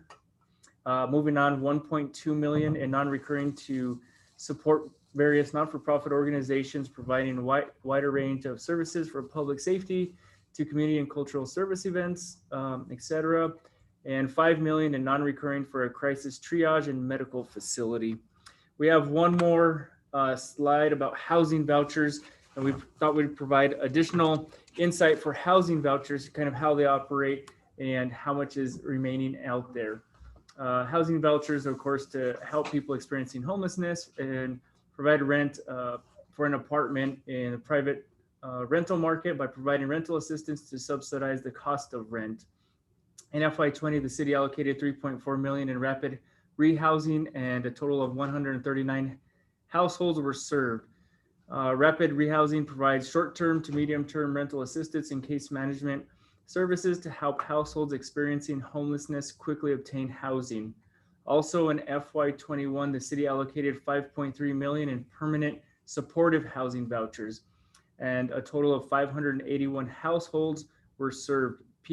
PSH, or permanent supportive housing vouchers, provide non-time limited rental assistance and case management services to people with disabilities who need long-term support to maintain housing. The FY21 proposed budget includes $1 million in new recurring funding for PSH. This would provide permanent housing to approximately 85 households annually. And if funding is included in the final FY21 budget, Family and Community will issue an RFP to select the agency to administer the PSH program. Director Pierce, anything you want to add to the housing voucher slide? Thank you, and thank you, Chair Councillor Benton. What I do want to add is I do want to acknowledge that in our past fiscal years that we have had some housing vouchers and some funding, roughly 11% of our budget that we haven't spent. And I know you hear us talk about housing vouchers all the time and how critical they are to people without homes. Part of that story is, for example, in FY20, we have roughly about $400,000 that wasn't spent with one of our partners that just wasn't staffed up in order to do that Housing First program. We anticipate that will be different this year. So I just want to acknowledge that while part of why sometimes housing voucher numbers look different is the size of the family, but there sometimes have been some partner challenges if they don't have the full staffing that we need to have in place.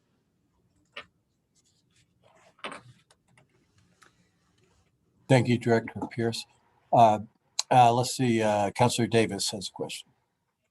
Thank you, Mr. Chair. I promise I don't have a question for everything. But while Director Pierce is on housing vouchers, I wanted to follow up. And Director, I want to acknowledge that I think of all the directors in the city, perhaps including the police department, I think you have the most challenging job to coordinate all of these services under one. So let me say that, and you do a fabulous job with it.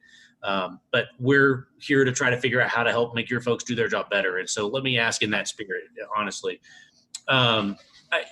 What we've heard, and of course we know there's still a number, we've got the Homeless Advisory Council, et cetera. We are still short anywhere between 600 or 800 housing units available, depending on which report you read.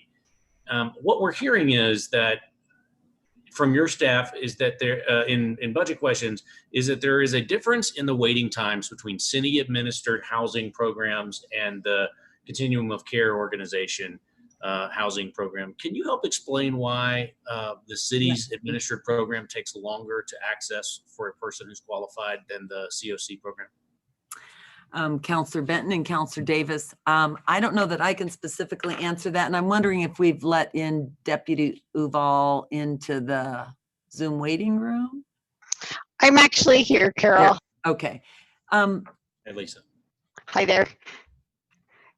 Lisa, yeah, go ahead.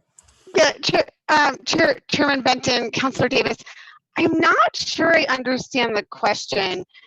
So for housing vouchers, we contract with nonprofit providers in our community to provide supportive housing, either rapid rehousing or permanent supportive housing. There's no housing vouchers that are directly administered by the city. Some of our housing voucher is funded through HUD Continuum of Care, as well as other funding sources include General Fund, HUD Emergency Solutions Grant, as well as HUD Home Dollars. So I think if you could clarify your question, I'm definitely happy to answer it. Yep, and thanks for that. I didn't articulate it very well. And again, we can do this and follow up as well, Mr. Chair, in writing, and we can do a follow up and come back. But you're right. What we're hearing from the community providers and in follow-up questions with staff from Family and Community is that the HUD Emergency Solutions Grant Continuum of Care organizations are able to qualify and place a qualified applicant into housing faster than the other general fund funded partners on time. And so one of those examples we got was somewhere around the difference between 2 weeks and a month. And so it's not something I expect us to maybe understand today, but I think it's an important difference that we'd like to understand about whether, usually it's the other way around, right? Usually the federal government has more rules and problems and a higher bar that we heard about, for example, with the rental assistance earlier today. And the city program works much faster. And so I'm just curious if those funds could be better used in a different way, or if there's a different way to work through that. I'd love for you to respond if you have it. Otherwise, we can talk about it later. And I have one other quick follow-up, Mr. Chair, and I'll yield the floor.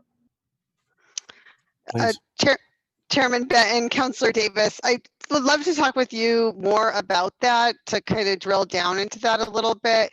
You know, all of our HUD-funded supportive housing programs are required to use a coordinated entry system to fill openings. This is something that has been mandated by HUD. And in order to really support that system in our community, most of our general fund supportive housing programs are also required to use the coordinated entry system. So it's interesting to me that there's a difference in the amount of time that it takes for someone to become housed through those two different programs. So I would definitely be interested in talking with you more about what you're hearing from our community partners. I'm not sure why there's a difference. Thanks, Lisa. I appreciate that. And I'd love to follow up. It'd be good to do that. And again, it's just figuring out where the best use of dollars are. And let me follow up, Director, and if it's Ms. Huval's to do, it'd be great as well. And then I'll yield the floor. I think there was some misunderstanding or miscommunication last year because the City Council, at your request and for the right reason, added an additional $2 million for housing vouchers last year for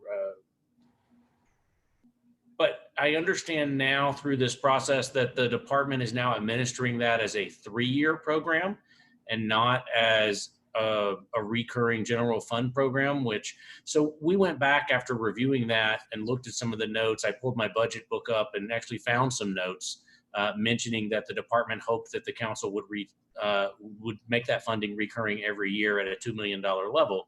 The reason I ask is because obviously, we say we need another 800 housing units. The council added 2 million, which had 139 persons assisted plus or minus, and we still have some available. And there's a waiting list. And some of the community providers are telling us they can't get people that are otherwise qualified into those units. It just is continued. We know there's a big process. It's a bureaucratic issue. Ms. Huval has been wonderful in working with some of the groups that I work with and helping. I just wonder what the decision was about using that $2 million over 3 years when the need is urgent now. And the apartment association, for example, has come to us and said, we have vacancies and not enough people, and they would like to have more people through this program. Can you tell us why the department's not asking this as a recurring fund instead of as a 3-year program? Carol, I can't see you very well on the screen. Would you like to take that, or do you want me to take it? Go ahead, please. Okay. So first, let me say what the reason we're doing, Chair Benton and Councillor Davis, the reason that we are doing this as a 3-year contract rather than a 1-year contract is we did put this funding out to RFP. We put it out to RFP.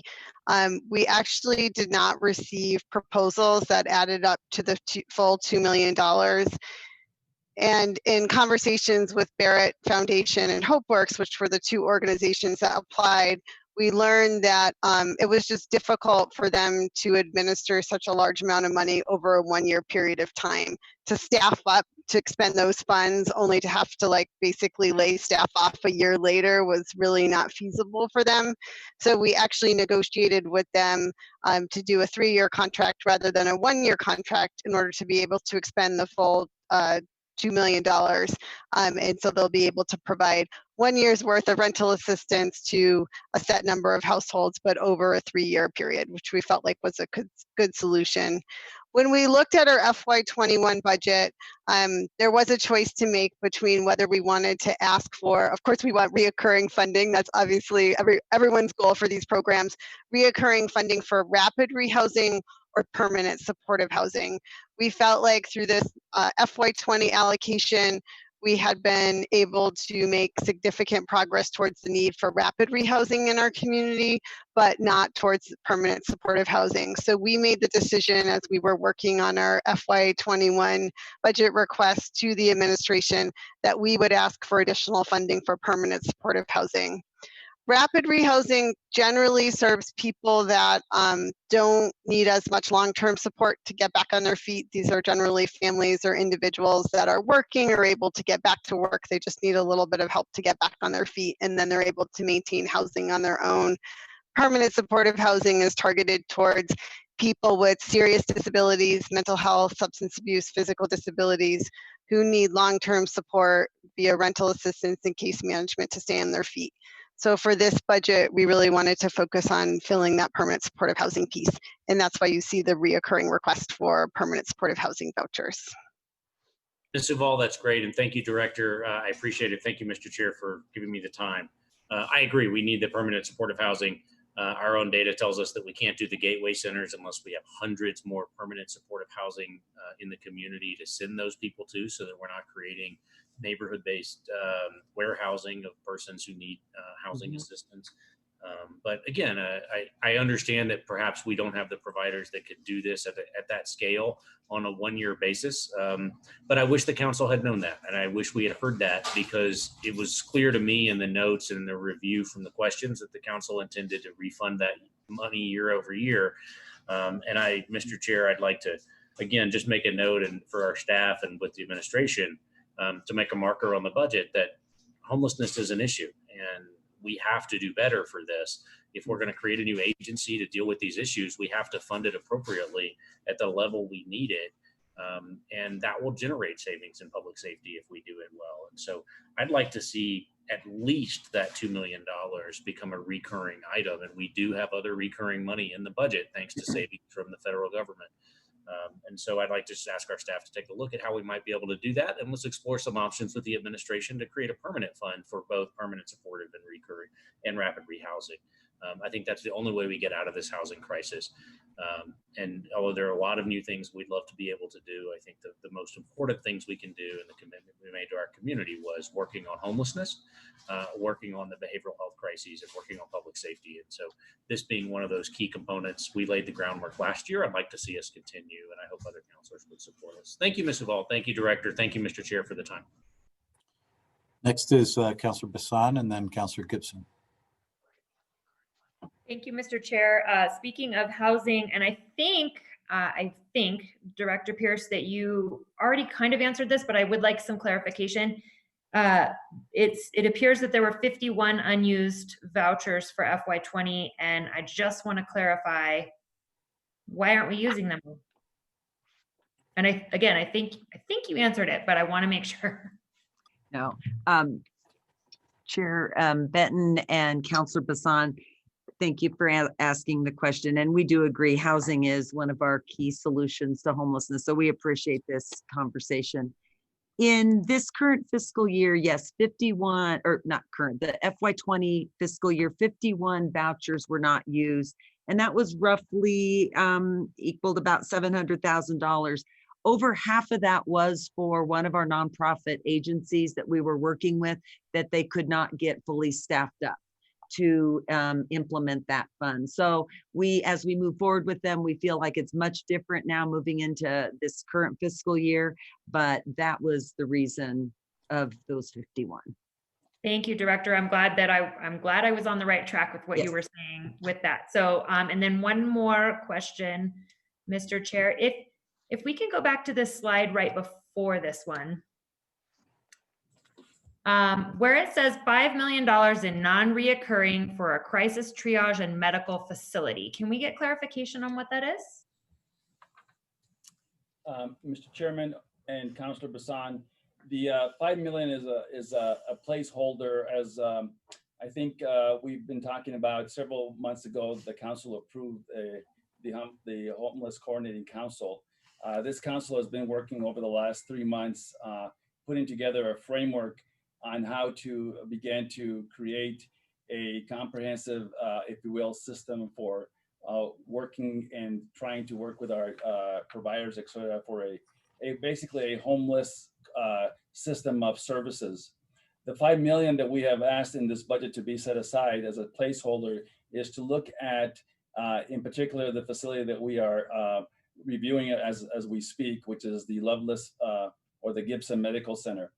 That facility has has or provides the city and the county and the University of New Mexico, who are all partners in this endeavor, to potentially establish a triage center and provide additional services at that site. When we began this conversation for homeless and how to deal with a homeless service system across the city, we realized that right now we're working, our only homeless center is on the west side, which is extremely far out of downtown or out of the service area of the city. And as a result, looking for something closer to the city, something that could provide us with a future, if you will, development of a triage center so that we can provide more coordinated services.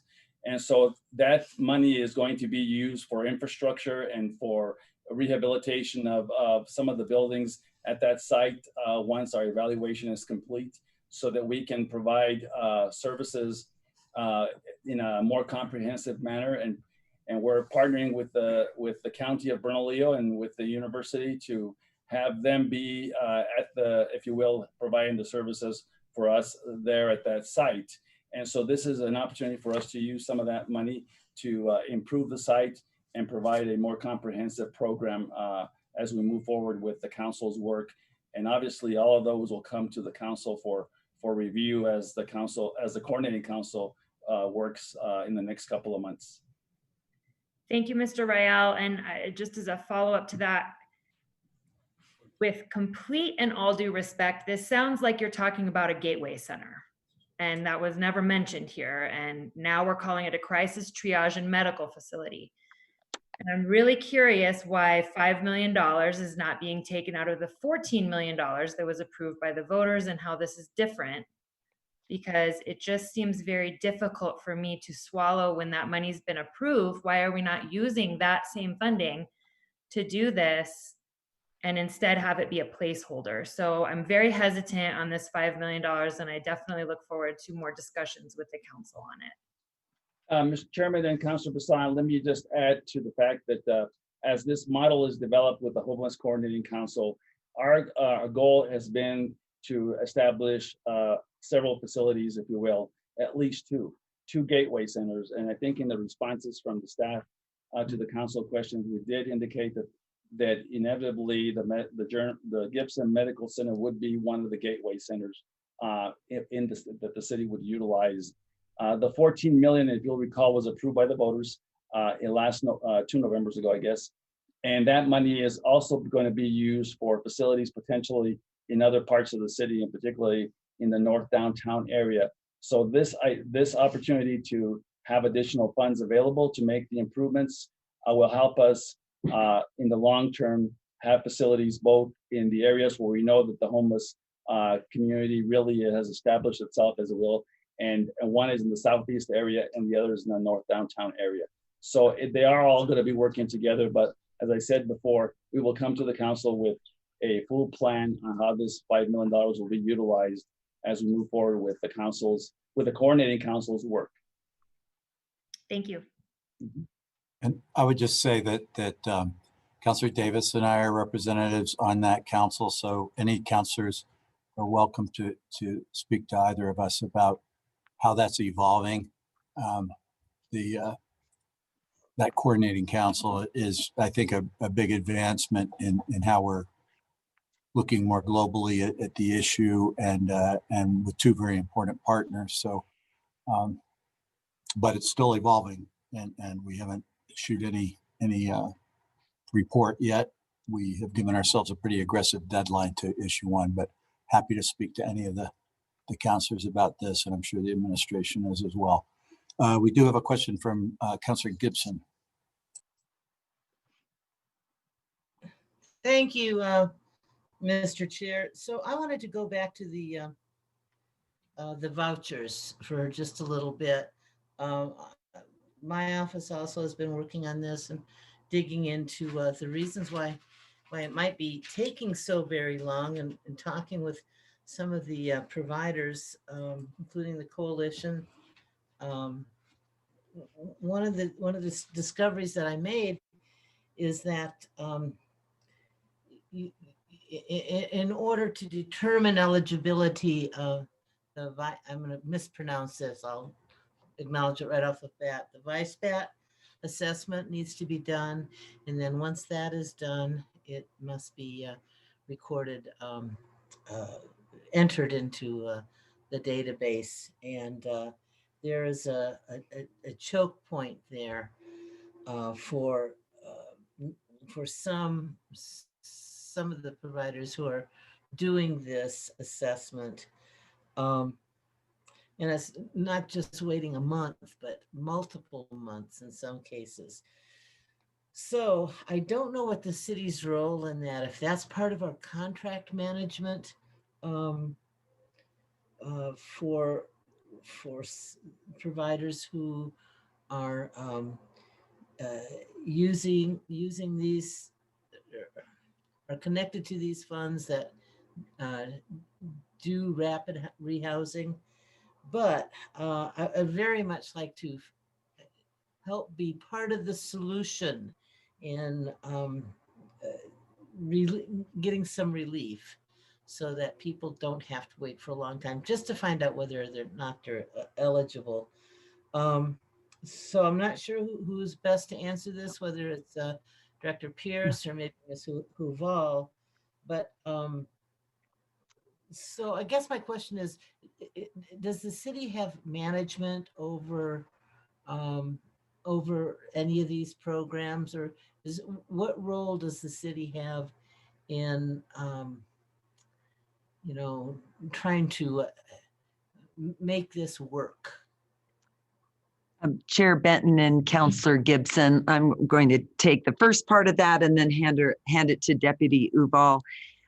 As we mentioned earlier, our community has adopted through the Coalition to End Homelessness that people are doing a coordinated entry system. And yes, the VISPADAT, which I have a hard time pronouncing as well, is the assessment tool that all of our providers use where individual would get a risk score. So the higher you rank, the closer your name or the sooner your name will come up for housing. And our department does fund a portion of the Coalition to End Homelessness because that coordinated entry system is an important tool to have some equitability here in our community and as an access point. I want to hand it to Deputy Uval, who's more familiar with some of the system and may be able to answer some of those questions. And I do want to say, though, we do really appreciate this conversation about housing vouchers because I appreciate the spirit of if there are things that we can improve upon with our partners, this is an important tool for homelessness. So we really appreciate the questions. Right. Lisa. Thank you, Carol. Chairman Benton, Councillor Gibson, thank you for the question. So I will say our coordinated entry system, I mean, to give you a sense of the scale of the need versus the supply of supportive housing that's available.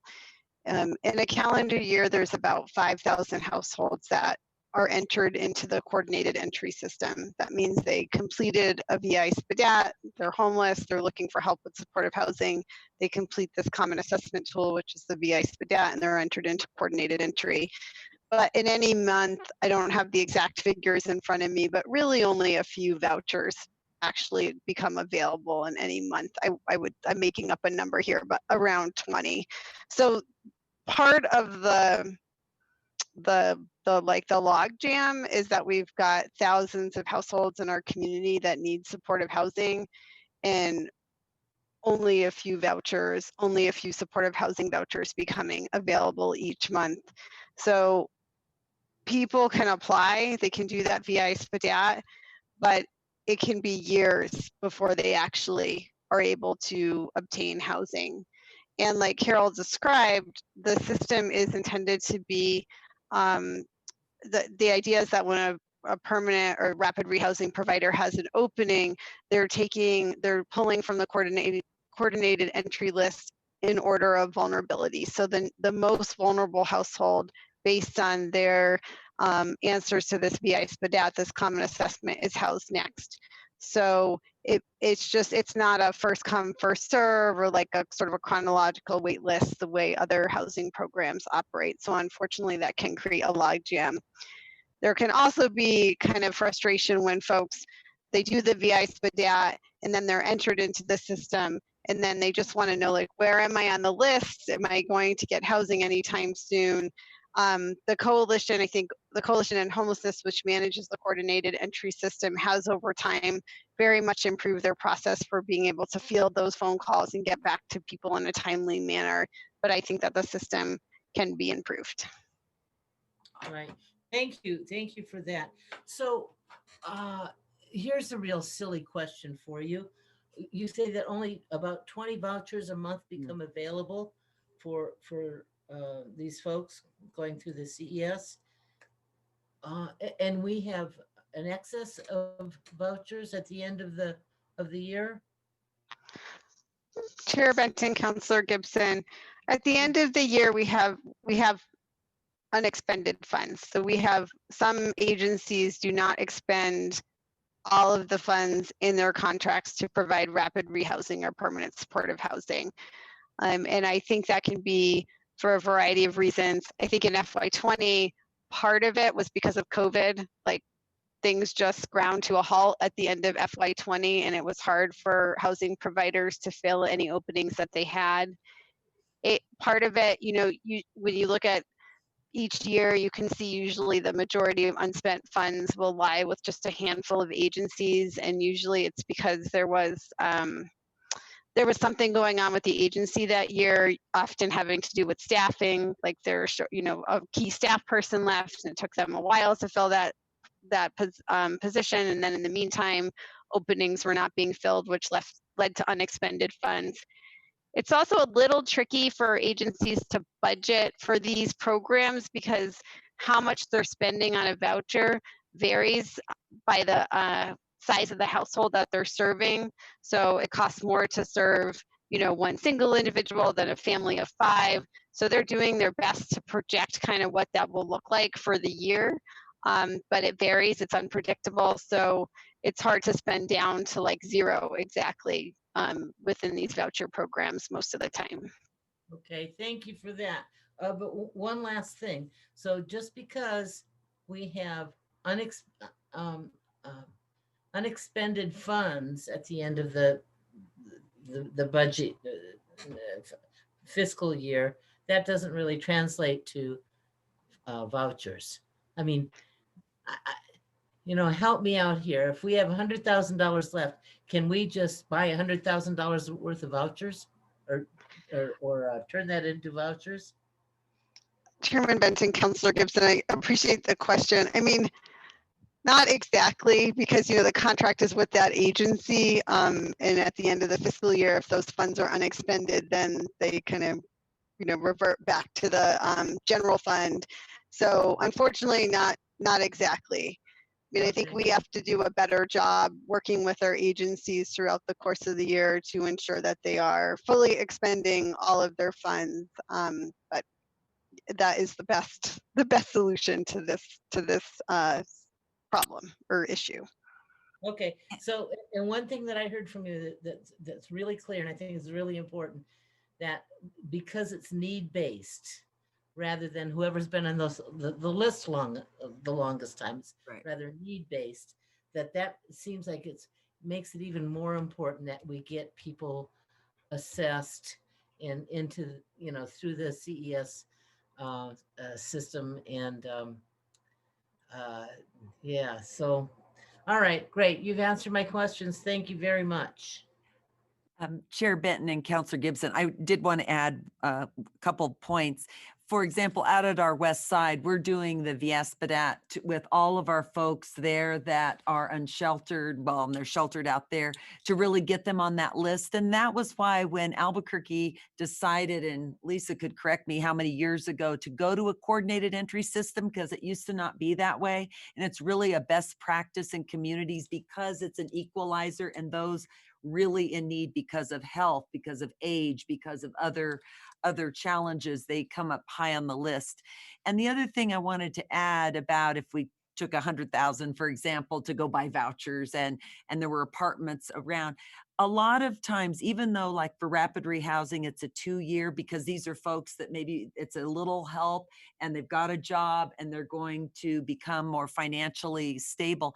They may need help with some support services. It's not always just getting them into a home or apartment. I mean, that's really important, but it's the complementary services that go with that get people connected to services so they really can succeed. Absolutely. I agree, but that would be a hard thing to tell someone who is really wanting to get off the street. Yeah, you know, we have something, but we don't have services to augment that. But I understand what you're saying, and I am in agreement. Thank you. Thank you. There's a question from Councillor Borrego. Oh, I just wanted to, I know that Carol and Lisa have a really hard job.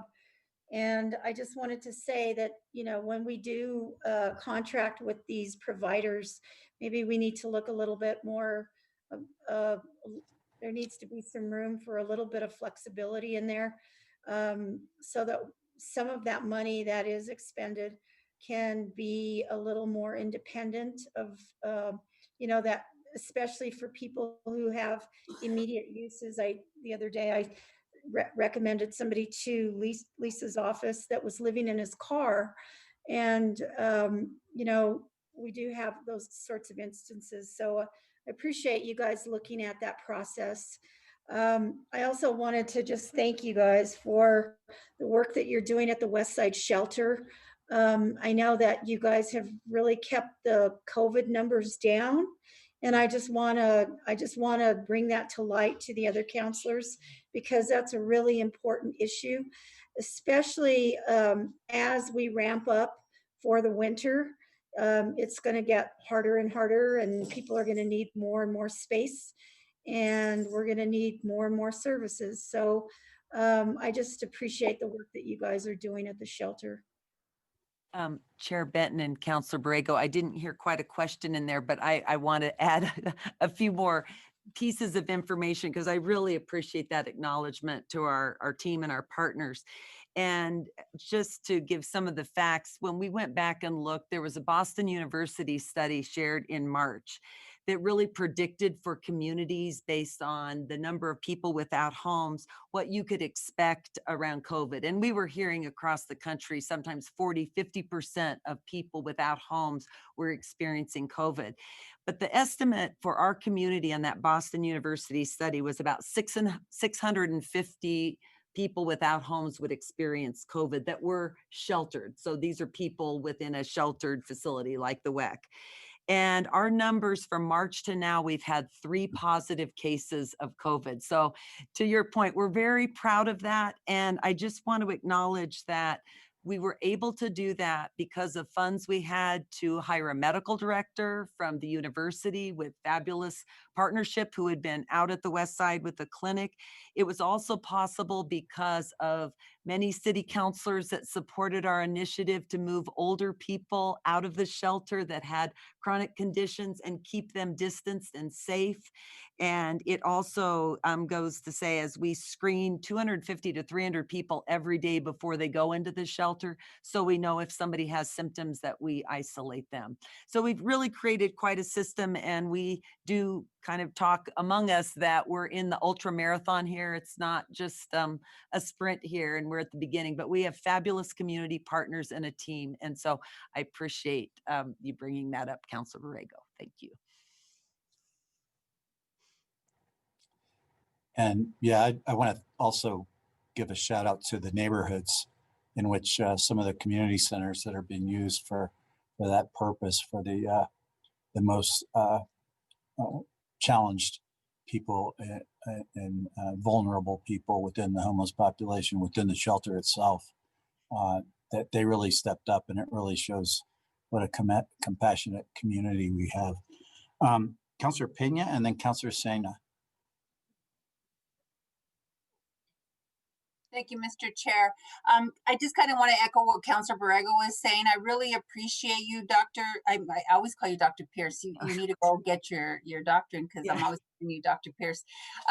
Director Pierce, you know, I think you, obviously you have an amazing team that's working with you because, you know, as homelessness and some of these issues have increased over the years, you know, all of us are really just trying to do our best to address these issues in our community. And you, I really appreciate you coming into this space because, you know, you have all this energy and this desire to really create this change. And by default or by accident, you know, this Gateway Center, which was not being used to its full capacity, you have since, I think you're the only person who on a nightly basis houses the amount of people, I think you have here 329 individuals each evening. And by default, it's become the Gateway Center because, you know, you've added all these components that are necessary to addressing homelessness and substance abuse and connecting with all the right people and organizations to accomplish that goal. So I really look forward to, you know, bringing that closer to town. I don't know what it looks like, but I know that, you know, I just feel that, you know, the community really is eager and anxious to have something to address this. So I think with council and with what you're doing and the administration, we really need to put our heads together to get this done. I think the community really relies on us or is expecting us to do this. And I feel like, you know, some of the hurdles seem to be or barriers in place are something that if we just really work together with the county to move this forward, there is lots of money. And I think with the voucher system, that's just kind of small in comparison to, you know, what I think we could really do to move this city forward. And I really appreciate, you know, the voucher system. I have lots of folks, I have people that have called and who have went to some of these organizations to access the housing vouchers and have been really pleased and happy with, you know, being able to have a place to stay. And there's a gentleman that I know who is actually was in the shelter, the West Side shelter, who said that he probably wouldn't have been around the next day if he wouldn't have had the opportunity to go to the shelter. So I just really wanted to thank you, Director Pierce, and your team. And I thank you for thinking outside of the box. I know sometimes it's hard with some of the issues we're talking about in terms of bureaucratic and, you know, what the criteria are and how, you know, we are eligible or not eligible for these items. But I really appreciate when someone comes around and thinks outside the box. So yes, you should go get your doctorate. So thank you.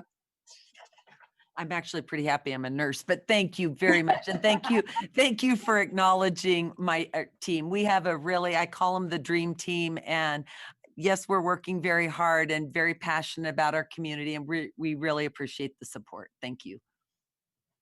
Councillor Sena. Thank you for that, Mr. Chair. I do want to pretty much echo what Councillor Borrego and Councillor Pena was saying. I actually did drive by at one point and just watched from afar from my car, actually at the West Side shelter. You guys are doing a phenomenal job there. Replicating that would actually be phenomenal. I just want to give you props to that. But I also had just a quick question, and certainly we can follow up offline. But just to ask that information now and hopefully get it later. On the composition of the housing vouchers, you know, what are the demographics and communities that we're serving? If I can get some of that data, I would appreciate that. Chair Benton and Councillor Sena, we could pull that together and get that back to you. And it sounds like based on our conversation tonight, we have some thinking and planning to do together on the housing vouchers. Thank you. Yes, thank you. Okay, I think that concludes our questions. And thanks very much, Director and Lisa. So we'll move on to our very patient Parks and Rec and Senior Affairs. Parks and Rec is next. Thank you, Chair Benton. Parks and Rec, Dave Simon, Director. FY21 proposed general fund budget of 41.3 million, 313 general fund positions. The proposed budget includes 419,000 to increase security services and adds 2 positions to support park security and cleanliness in the park management program. 300,000 to support staff, equipment, and implement year-round skate park program that focuses on improving security, maintenance, and basic recreation programming within the recreation program. 176,000 for the cleaning of parks related to COVID, and 108,000 for the Candelaria Nature Preserve that includes 1 FTE within the open space program. And finally, 3.2 million net to move the Golf Enterprise Fund to General Fund, which includes 37 positions. That concludes Parks and Rec, Chair Benton.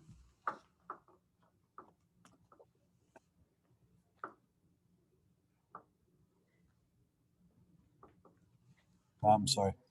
Councillor Sena has a question. Really quick, Mr. Chairman, I just wanted to say that many of my constituents were very happy to learn that the Golf Enterprise is moving to the general fund, specifically those that enjoy the Ladera Golf Course. So I just wanted to thank the administration and the director for really working on that. I appreciate it. Thank you. All right. Well, they must be doing great. No questions for them. So Senior Affairs.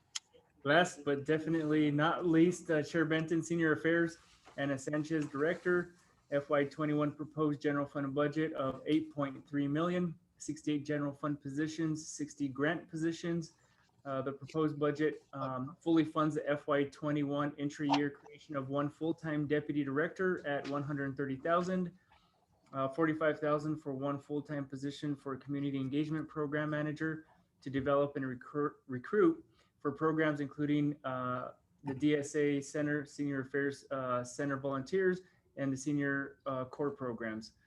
60,000 to contract with the vendor for deep cleaning and sanitation services for the senior centers, multi-generational centers, and the fitness centers. That completes Senior Affairs. Chair Benton. Mr. Chair. Yes. This is Director Simon, if you would indulge me for 5 seconds. We didn't Please, get I'm a chance I'm to sorry. converse. I didn't see your hand raised. That's okay. The most important thing I wanted to say tonight is that I want to thank our fiscal manager here in Parks, Andrew Sena, who's joined me here tonight. On the 13th of this month, Andrew will mark his 30th year of service to the city. And then on October 31st, he retires and turns into a pumpkin. So he's, he's, as you know, our fiscal managers are very, very important to the operation of our city and has a lot to do with the success of our department over the years he's worked, and he's worked for other departments. I just wanted the council to recognize a loyally serving public servant to our city. So thank you, Andrew. Thank you, Dave. Thank you. Thank you for that, Director Simon. So we're back on Senior Affairs. Any questions, councilors? Councillor Bassan has a question or comment. Thank you, Mr. Chair. We asked yesterday, and I know we were going to get a follow-up, but just to make sure to circle back to it. How many volunteers do we currently have, and how many would be ideal? I mean, probably the number is you can never have too many volunteers, but how many would be ideal, and what are our hopes and dreams with that number? Well, I appreciate that. Certainly, Chair Benton and Councillor Bassan, we certainly rely heavily on our volunteers within the Department of Senior Affairs. Prior to the pandemic, we actually had about 900 senior corps volunteers.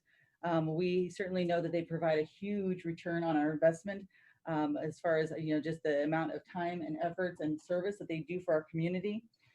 We definitely know that we have the potential to bring in at least another 300 plus volunteers, because we know that there are volunteers and groups that certainly through this pandemic have supported us. Particularly at the beginning of the pandemic, we even had individuals that were coming out and helping us serve food. They were helping take calls. They were making sure that our seniors were safe and supported.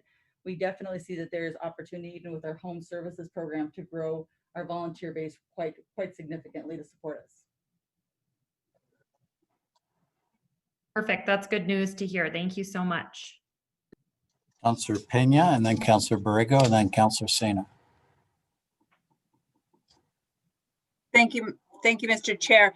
I just want to say, Ana, that Director Sanchez, that the amount of meals that you're serving each day, over 3,000 meals, that's incredible for such a small department.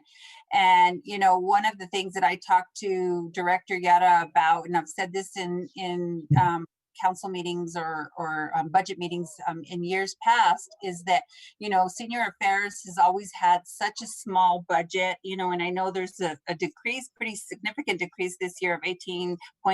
I know the numbers are kind of difficult because of the CARES Act money that we've gotten, so it's hard to gauge what a regular decrease would be, but you've either had like a 1.5 increase or decrease over the years. And I'd asked Director Yara to put an objective into, and she would probably prepare it for the budget meeting, but really to look at, there was a study done years back that really talked about Albuquerque and that we have an aging population and we really don't have the necessary services in place to meet that demand as the years come by. So I would really just really like to look at how we what we do and take up measures to really prepare for that and really look at senior affairs budget as we move forward, and in hopes that we add the amount of dollars needed to help address the needs in our community with our aging population, and that includes me and only a couple other counselors.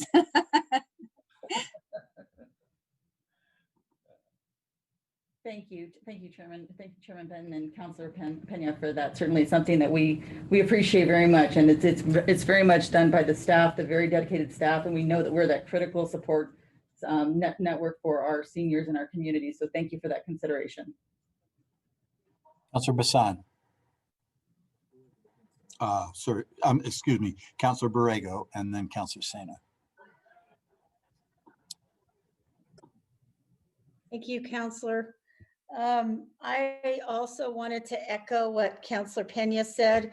Councilor Pena and I were just joking the other night about how we're going to be the next senior citizens, and then she almost said my name there. But I really wanted to highlight senior affairs because, they're actually looking at reducing their budget. And when we figured out how many meals they have served to our seniors in the last year, I mean, we figured that they served probably about 7,000 meals a month. And that's just a little bit less than 7,000. And those are all done through volunteers. And I just wanted to highlight our volunteers because that is just unheard of. And, I mean, especially in this time during COVID, and people are coming out to help serve our citizens. I think this is something that, Anna, you and your staff have done an incredible job. And I mean, I think the number was somewhere close to 78. I mean, there were 68,000 meals or something like that in the past year. And it was just unheard. I couldn't believe it. I was just blown away.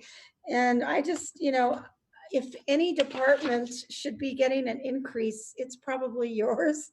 So with that, you may want to rethink some of your numbers. But, thank you guys, and thank you to your volunteers, and thank you to your staff.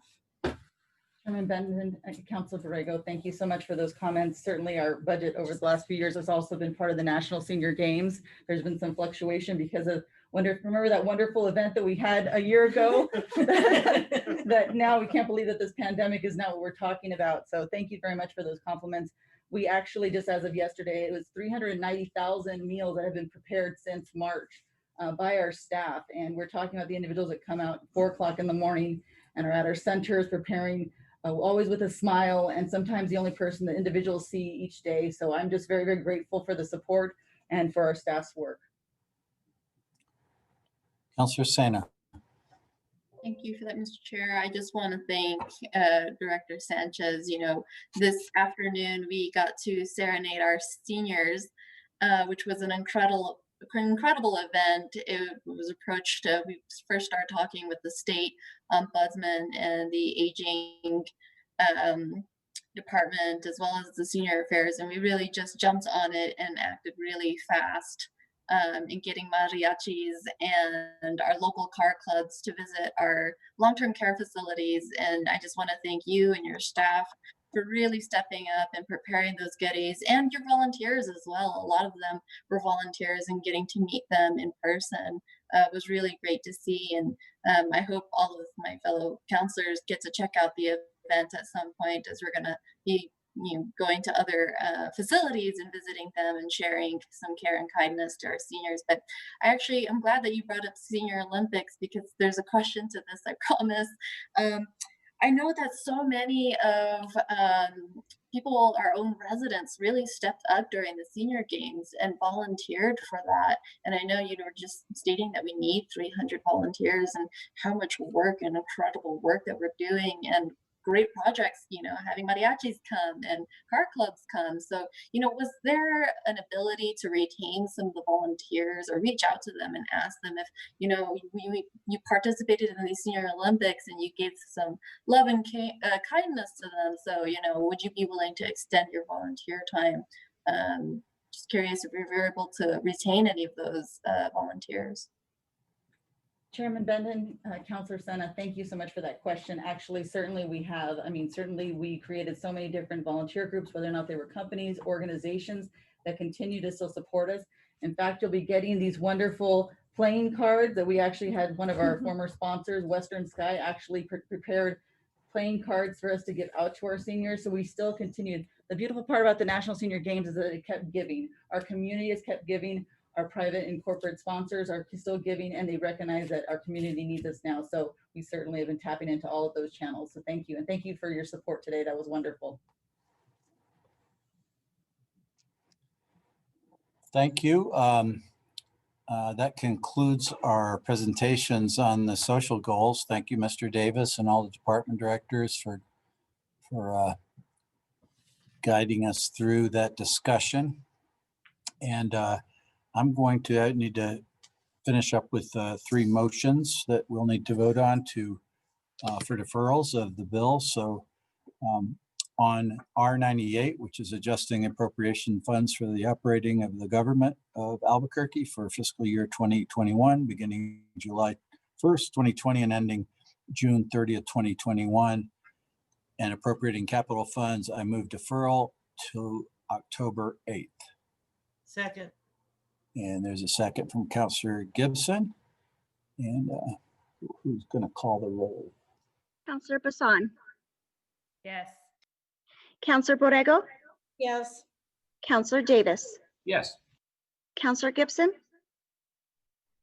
Yes. Councillor Jones. Yes. Councillor Pena. Yes. Councillor Sena. Yes. And Councillor Benton. Yes. That passes on an 8-0 vote.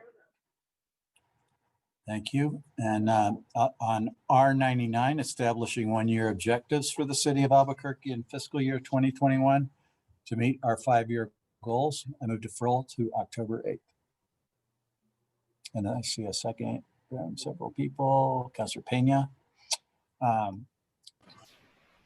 Councillor Bassan. Yes. Councillor Borrego. Yes. Councillor Davis.